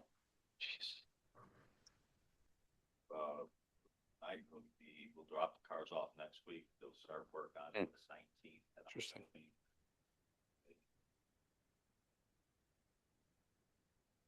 And who's doing the work to those cars, Jim? That the K9 car will be going to MHQ, which is McGovern. Right, okay. Yeah, I saw something like that, okay. With the damaged door from that 3 accident, will be going to Kenwood Auto. Then the other bumper damage will be going back to Berlin Auto. Okay, thank you. So they're kind of scattered around. Okay. All right. Other questions, folks? We good? Good. If we're good, we could take the first motion. Move forward contracting with McGovern Municipal of Shrewsbury, Massachusetts to complete the transfer of K9 enclosure and upgrades to a town-owned police vehicle utilizing Connecticut DAS contract number 22PSX0133 for the amount not to exceed $8,458.80. Thank you. Second. Second that. Thank you. Any other comments or questions? Having none, all those in favor? Aye. Aye. Opposed? All right, so moved. And motion 2. Move to award the purchase and outfitting of one 2026 Ford Explorer Interceptor for use as a Berlin Police Department canine unit. The acquisition and outfitting will be conducted through McGovern Municipal of Shrewsbury, Mass, utilizing Connecticut DAS contract number 22PSX0133. The total amount of this purchase shall not exceed $71,841. Thank you. Second. I'll second that. Thank you. Any other comments or questions? Hearing none. All those in favor? Aye. Opposed? All right, so moved. Thank you. All right, thank you. Thank you, Jim. Thank you, Drew and Chief. I know you're there too. Thank you. All right. Oh, so what do we have? We have our appointments now, but we're not, right? We're just gonna look at these and see what we got and figure it out. Okay, so that brings us to the town manager's report. Is that the short town manager's report? Pretty short. You guys, every Yes. time. That's correct. Man needs some more time. Let's go. Yeah. Right. Now I have a short one this evening. So as Mayor Mark said, just a reminder, January 20th, we're gonna have that meeting with Brightfeed. So we're gonna get the word out on the town side. Just want to let you know to the folks that were impacted by Brightfeed. So hopefully they'll get some questions answered, but the report is already out. It's on our website. So those folks that want to read it can read it already. Also, as Mayor Mark said, Vesta's moving ahead. They look to close it looks like they're hoping for early March. Oh, So really? We're on track. So Great. things are moving ahead. Phenomenal. Excuse me, Ryan, can we go back to Bright Feeds for a minute? I don't know if anybody else has saw it, but this week there's a lot of stuff on social media about Bright Feeds with noise again. Did anything come through you or anybody else? Because I know Ryan Malloy had a couple posts out there. Somebody was asking for a complaint form. So my question is, I don't know if you heard anything about it or whatever, but it has been on I haven't social heard media. anything on noise in over a month at this point. I know I had reached out to Ryan Malloy and a couple of, there was another neighbor that had been making routine complaints about noise. You may recall we did late night sound investigation. Understood, yep. This was like Thursday, Friday of last week, where it was on social media. That's why I was asking the question. There may still be noise coming from Brightfeeds. The question is the noise over the threshold? Oh, understood. Or noise? I'm just making a general comment from what I saw. That's why I was asking. Yeah, I missed that. That's unfortunate, but I'll take a look and certainly I would, hopefully they'll be here at the next meeting, but if there are complaints, they should be contacting myself, the town Exactly. hall, and we will investigate. We'll take it seriously as we always do. But thank you for letting us know that. No problem. So Chief Simons is here as well with his other hat on our Fire Services Committee. I think we're ready. Oh, yeah, yeah. Ready to meet again. And the question I have for you, Jim, is 6 or 6:30? How long do you think?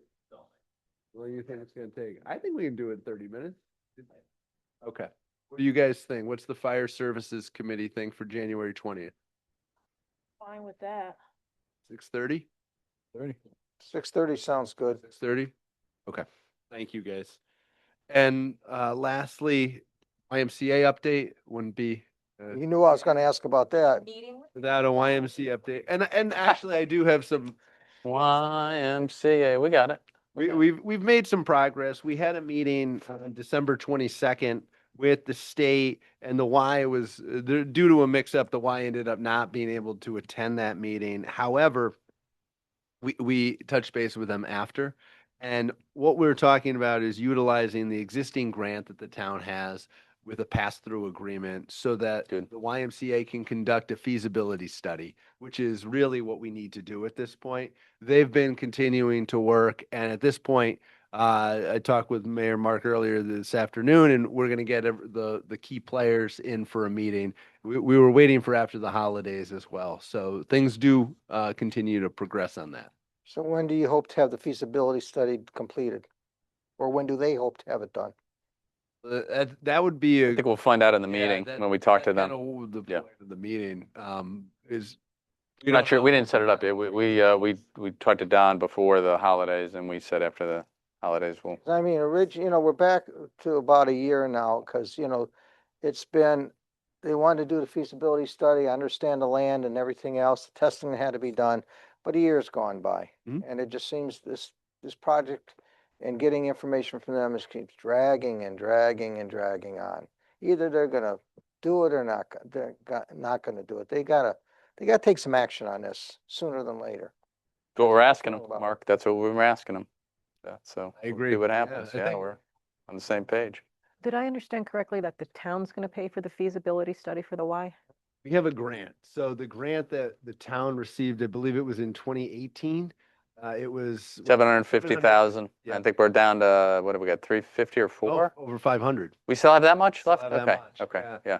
And so because we have that much money, we've reached out to the state and they've said that we can use that.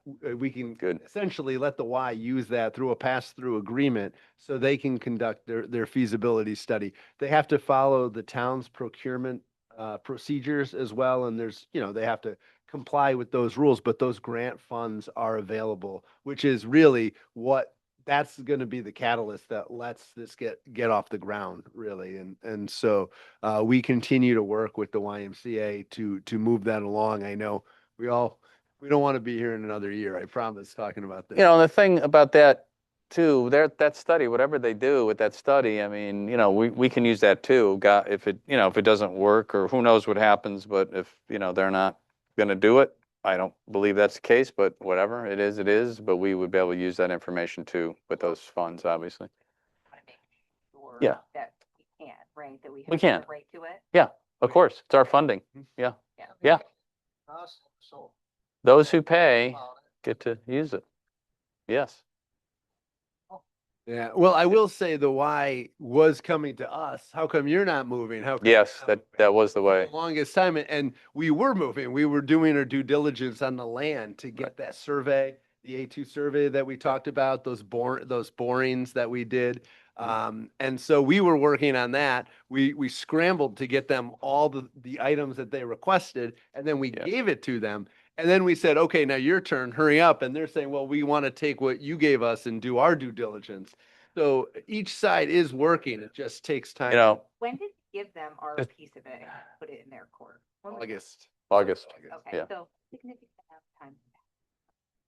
Well, I mean, you got to look at the town though too. You got to go back to, no one's to blame, but initially the architect that Park and Rec hired, he never did anything with the site, which was amazing in the end. That he talked about the building, what a wonderful place it's going to be at whatever it was, 50,000 square feet. But he never looked at the site. All the money we paid him, he didn't do any site work. So it's great. It's a beautiful building, but will it fit on the site? Would it work as a site? We've got to that point now, but none of that got done at that point. Project never went to referendum, right, for voting? No. One more item. Yeah, too. anyway. We have a meeting next week as well with the property owner that we talked about potentially purchasing that property. So adjacent to this. So more to come on that. I just, that's in the works as well. Which would give us another entrance and exit to that property. That's what we're looking for on that side. On The lower lane side. Yeah, lower lane side. So again, all stuff, if, it doesn't work with the Y, which we'll know, hopefully not too much later this year, then we're back onto the town and we'll see what happens. So yeah, it's all proceeding in the right direction for whoever ends up doing whatever we do on that property. That's my last item. Yeah, okay. All right. Happy New Year. Thanks, Jim. Thank you, Jim. Appreciate it. So Communication. Counselor Communications, what do we have, folks? What do you got? Two things, actually. One is something that's older that I have forgotten to bring up in the past. I hate to say it's from like the end of October, but just to recognize it because I thought it was kind of important. Zach's Burgers and Shakes in town. Yes. They were noted as our state's. They did a state best burger in the state, and for the state of Connecticut, Zach's was Connecticut's best burger. Saw that. So I thought that was pretty important and cool. pretty notable. So I wanted to make sure that that was recognized. And I have to say, they do have good burgers. Yes, they do. From firsthand experience, they got great. Right? Maybe. I think we should concur in that. Perhaps members of the audience should get burgers too, and we have a vote on what we think about it. I was gonna say, Yes. shakes are really good. Shakes too, are yeah, unbelievable too. to admit, Yeah. to admit. Hmm. And then the second thing I had, I would like to put an idea out there. I think I emailed everybody on this as well, but I'd like to do a proclamation for the Berlin High School football team. Absolutely. They had a 13-0 season, won the state championship, second time in 49 years that it's been done. So I was hoping that we could do that. And I'm just going to share with everyone here as well. They're actually doing a fundraiser for the players the end of the month so they can get championship rings and maybe jackets and stuff. So I wanted to share that as well. But I thought that would be something really nice if the town could do that for them, if we can do something here for them. So much like we're doing, we have done for the girls softball team, so we have, maybe we'll leave it to Ryan to talk to, start with maybe Benigni and go to the coach and whoever, athletic director. Yeah, can I make, For them. can I make a comment on that? Yeah. Over at the high school, what they have is, like they have, the way their periods run, it's like, they have an A day, a B day, and then they have a day called Red Sea Day. And on a Red Sea Day, they have like, I think it's about a 30-minute block where, it's not a class, but they go to different types of groups or whatever. Each grade has them. But that would be a perfect day. I mean, since there's, 55 players on a team or 50 players on a team, get the council together and make the presentation at the high school. That's a little, I like the idea, but it's a little bit harder, like with work and stuff. I don't know if I'd be able to get the time off, and I'd like to be there. Or else, what we could do. I'd like to get them at a council meeting. We could do it. Why don't we? The thoughts was is week that we can, do maybe the team proclamation or something here where the coaches could come and maybe the captains, but maybe when they're having their fundraiser or something is when it could go out to the rest, to the rest of the team or. Why can't how we the do coaches- this then? Why don't we, because it'll be at night. Let's do it a night that they have a Board of Education meeting in the auditorium over at the high school. I mean, they start their Board of Ed meeting at 7 o'clock. So, I mean, they could get the team there, the coaches there, and for us, we make 7 o'clock meetings for town council. We could go down there for 7 o'clock and then you have everybody there. Yeah, and then you get the principal there, assistant principals, the coaches, you'd have the superintendent of schools and the Board of Education. Maybe could we do a town council meeting at that? Call a special meeting and that's just the location of the meeting. Right? Then we can't Zoom because they don't have that capability there, correct? They only. Yeah, do they not Zoom there? Well, they Zoom their meetings there. Do they? They Zoom their, because they have the, If they do. video, they have But you the, might be right. Well, I was gonna say the Board of Ed. Then we have it's- to it's team what they YouTube, want. It's not, But we could ask that. they use the school channel. Reach out, Ryan, It's and not We'll reach out and see what we do. Zoom meetings for that. I served on the Board of Ed. you know, Do Zoom meetings. They have the, video. They do, my understand, and I could be wrong, but in the past, I've only seen them on like the school's YouTube channel. So you can see what's going on, but you couldn't there- have an audience of citizens per Yeah, se. there's if you went on a Zoom video. link, Sandy. Okay. There is a Zoom. They link. can do let- that. Meeting have to have it. No. No, but You also have. But- call and Ryan, reach out and see what. that might be the way to options- go. Yeah, reach out and see Let's options. let's reach out and figure out what the best way to get the whole group In together. 2 weeks, it's all over with for me. I'm back in session. Some Yeah. of you have me glued up in Hartford, so. Yeah, we'll get that going. You got a variety of options you could do, whatever's convenient for everybody else. I mean, and Absolutely. go from there. Yeah, if you get Hear it from the names, we coaches. can do citations. Yeah, we you know, want I did names. put something out on my Facebook page in Hartford. I mean, it's exciting. Yeah, it's cool. It's exciting. Right? Very cool. What do we got? Anything else? How long ago the last championship was? 2009, I think. think. Yep. Yeah. My kids were in school then. Oh, yeah, 2009.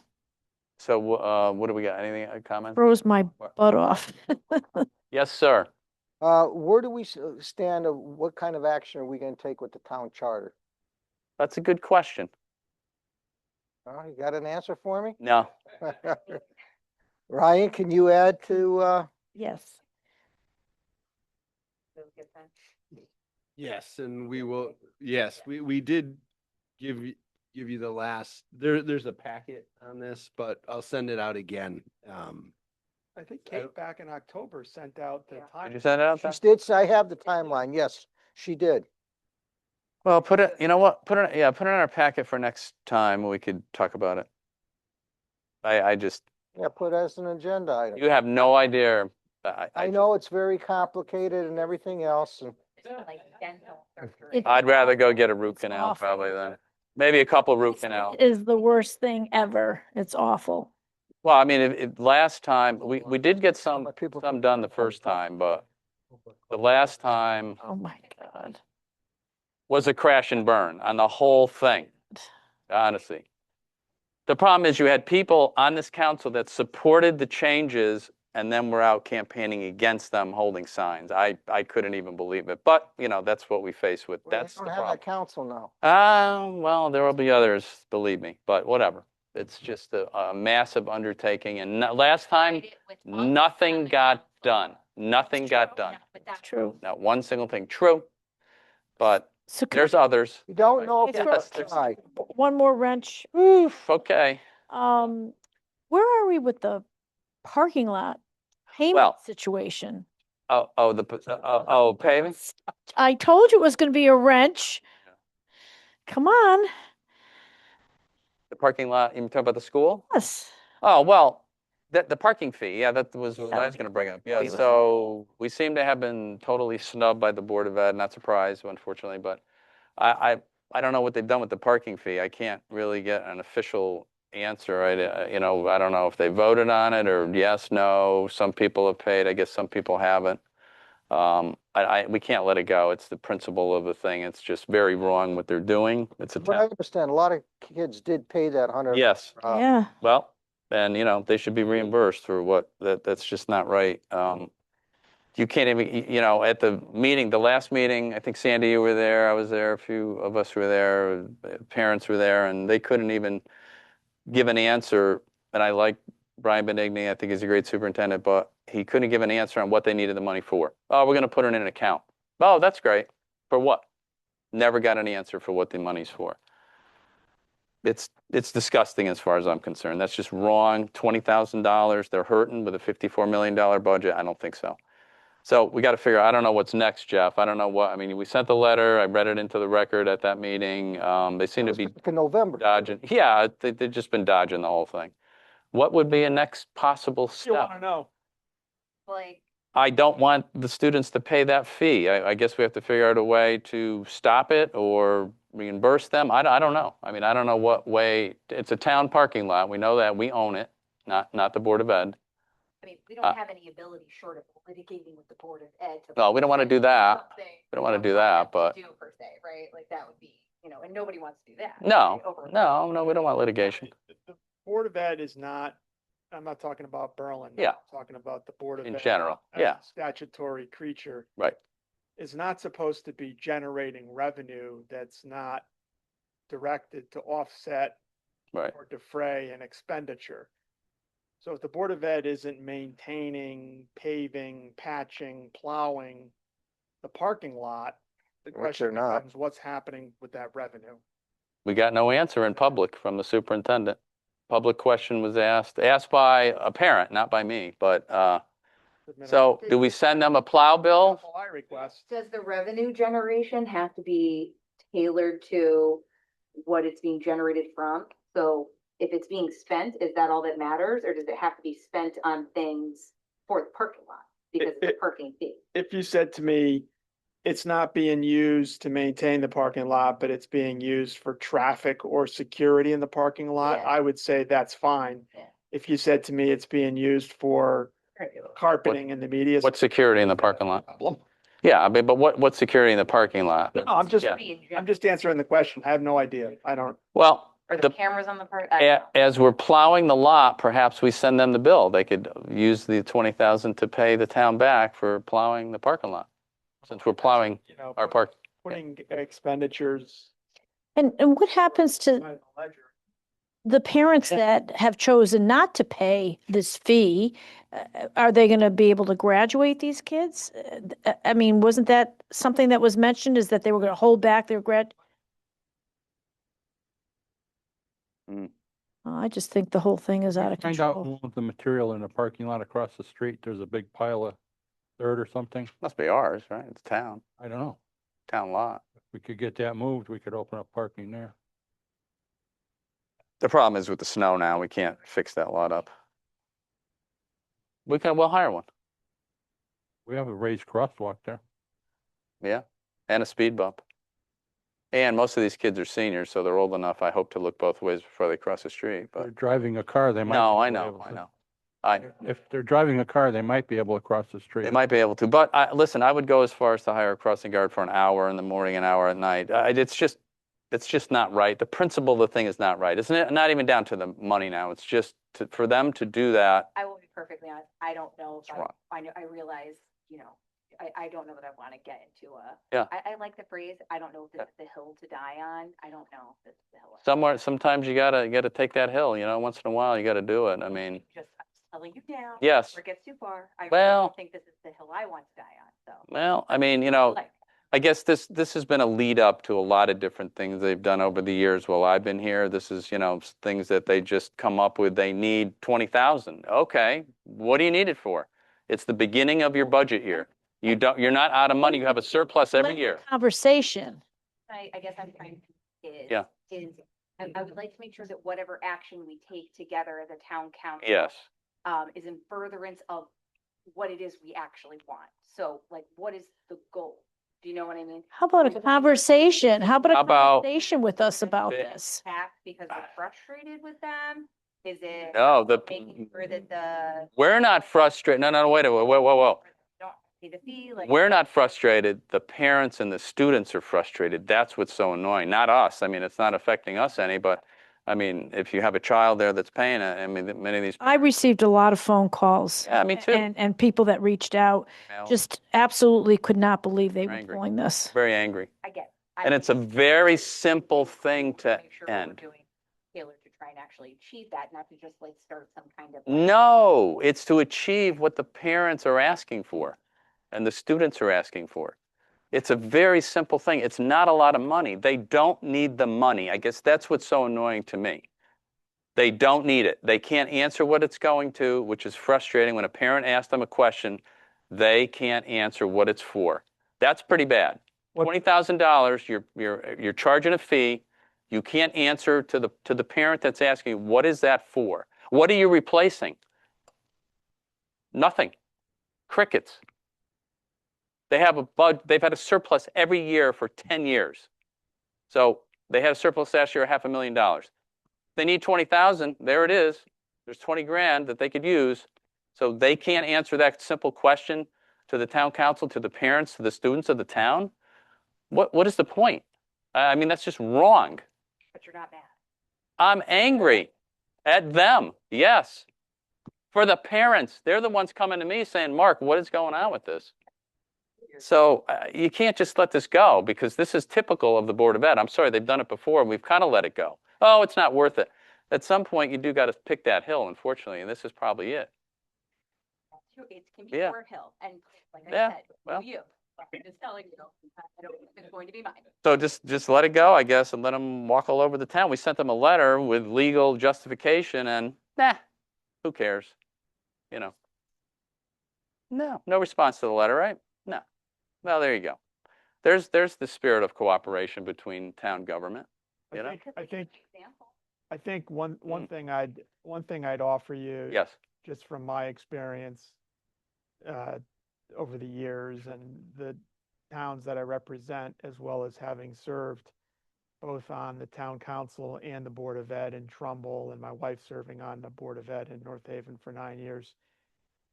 There's been this tug of war between town government and Board of Education that's really become, I would say, over the last 21, 22 years, really, is where I've seen it become a more intense tug of war. And I've seen the topics broaden. There's a sense, very generically a sense amongst a lot of people that Board of Education budgets are bloated. And when you serve on the Board of Ed, you resent that because you spend a lot of time trying to put together a budget, and there's a lot of unknowns, special ed, transportation, healthcare, and you try to put together a budget that is going to work. But we also have, the MRB law. And really, from my perspective, and I've said this here before, but not in a few years, this entire tug of war is created by the state failing to fulfill its obligation to equitably fund public education. ECS has been broken for a very long time. Yeah, true. It's extremely difficult to try to fix. It's not like, Right. it's not like either side of the aisle has come up with a plan that everybody would be happy with. The cities feel that they are not treated fairly. The suburbs feel the cities get too much money. But at the end of the day, it really, if you research it, the ad valorem property tax was never intended to fund public education. That was never the way it was supposed to be. But as education has become, I mean, you look at what it costs per pupil in Connecticut. Fortune. And there's a lot of private schools that that cost less than that. So you've seen, more of these small private schools pop up.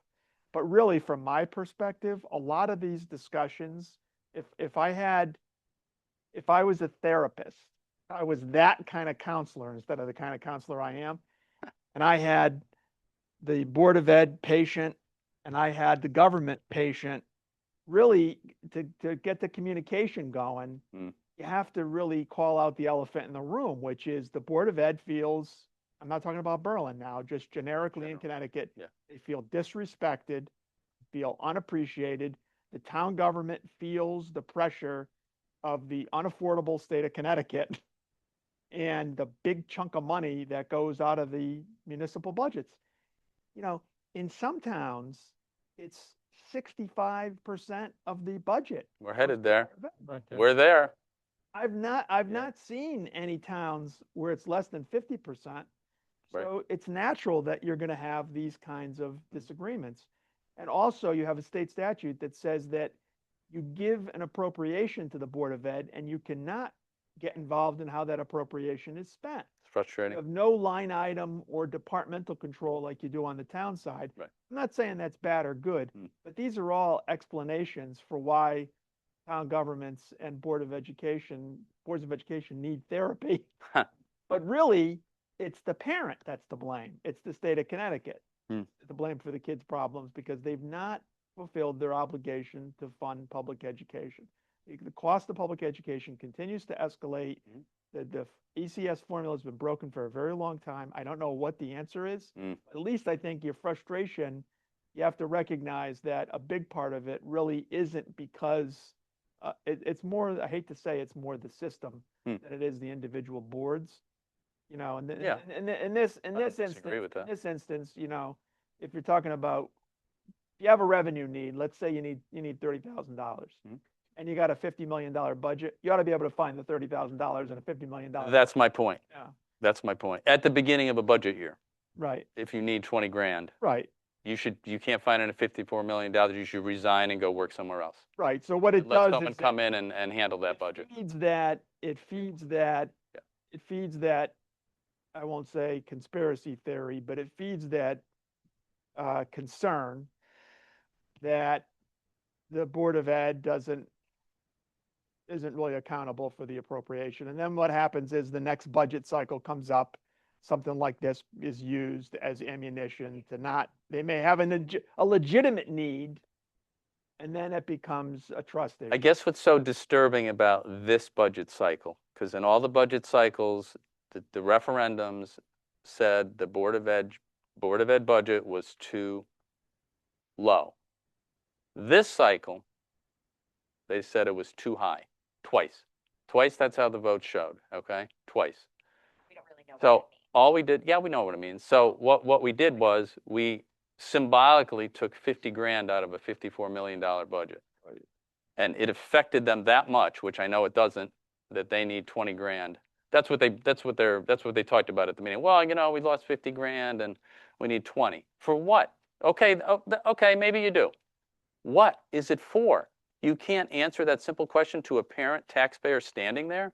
I don't even understand that. If you came into the council and asked me, what is that money for? I'd tell you what it's for. Wherever it was. When I was on the Board of Ed in Trumbull, we had this idea, it's about 10 years ago now. There's a Yale School for Emotional Intelligence. And EQ has become a very big thing.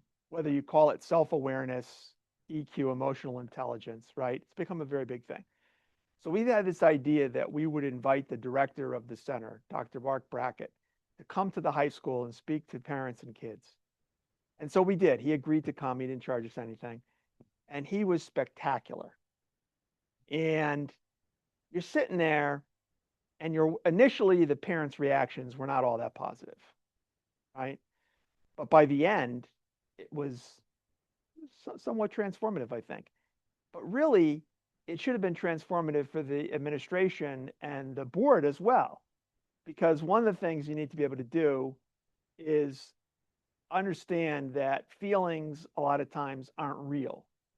So if your feelings get hurt because $50,000 got cut from your 50,000 got cut from the increase to your budget. Increase, yes, correct. 4%. You need to be able to put those feelings aside. Yeah.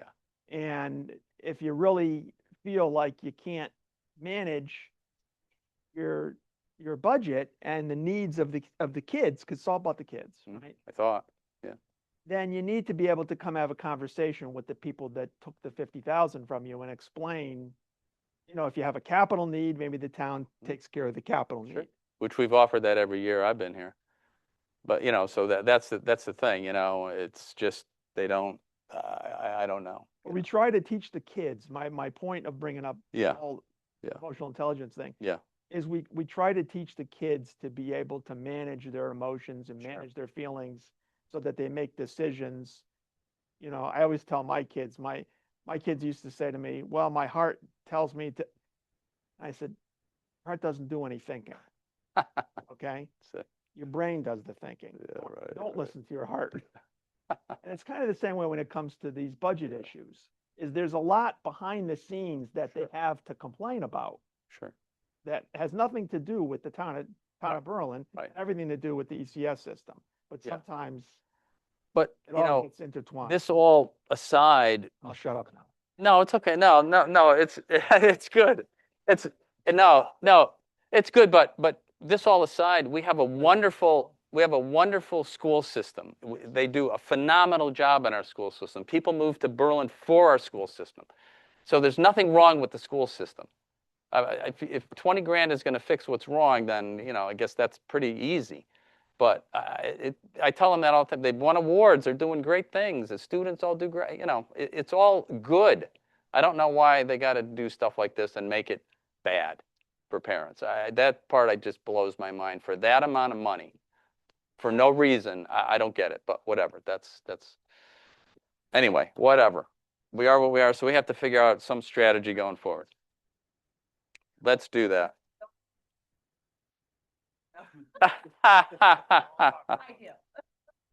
I don't think it's anybody's fault sitting here. I mean, I can see. I think then it's some other board or commission. It's perhaps their fault. Let's do it. Make a motion. Let's do it. The minutes of the December 16th meeting. Yes. All those in favor? Aye. Any opposed? So moved. Motion to adjourn. So moved. All right, second. All those in favor? Aye. Aye. All right, we're adjourned. Thank you. Thank you all. Yeah, Happy New Year. Jeff, I cut my grandkids.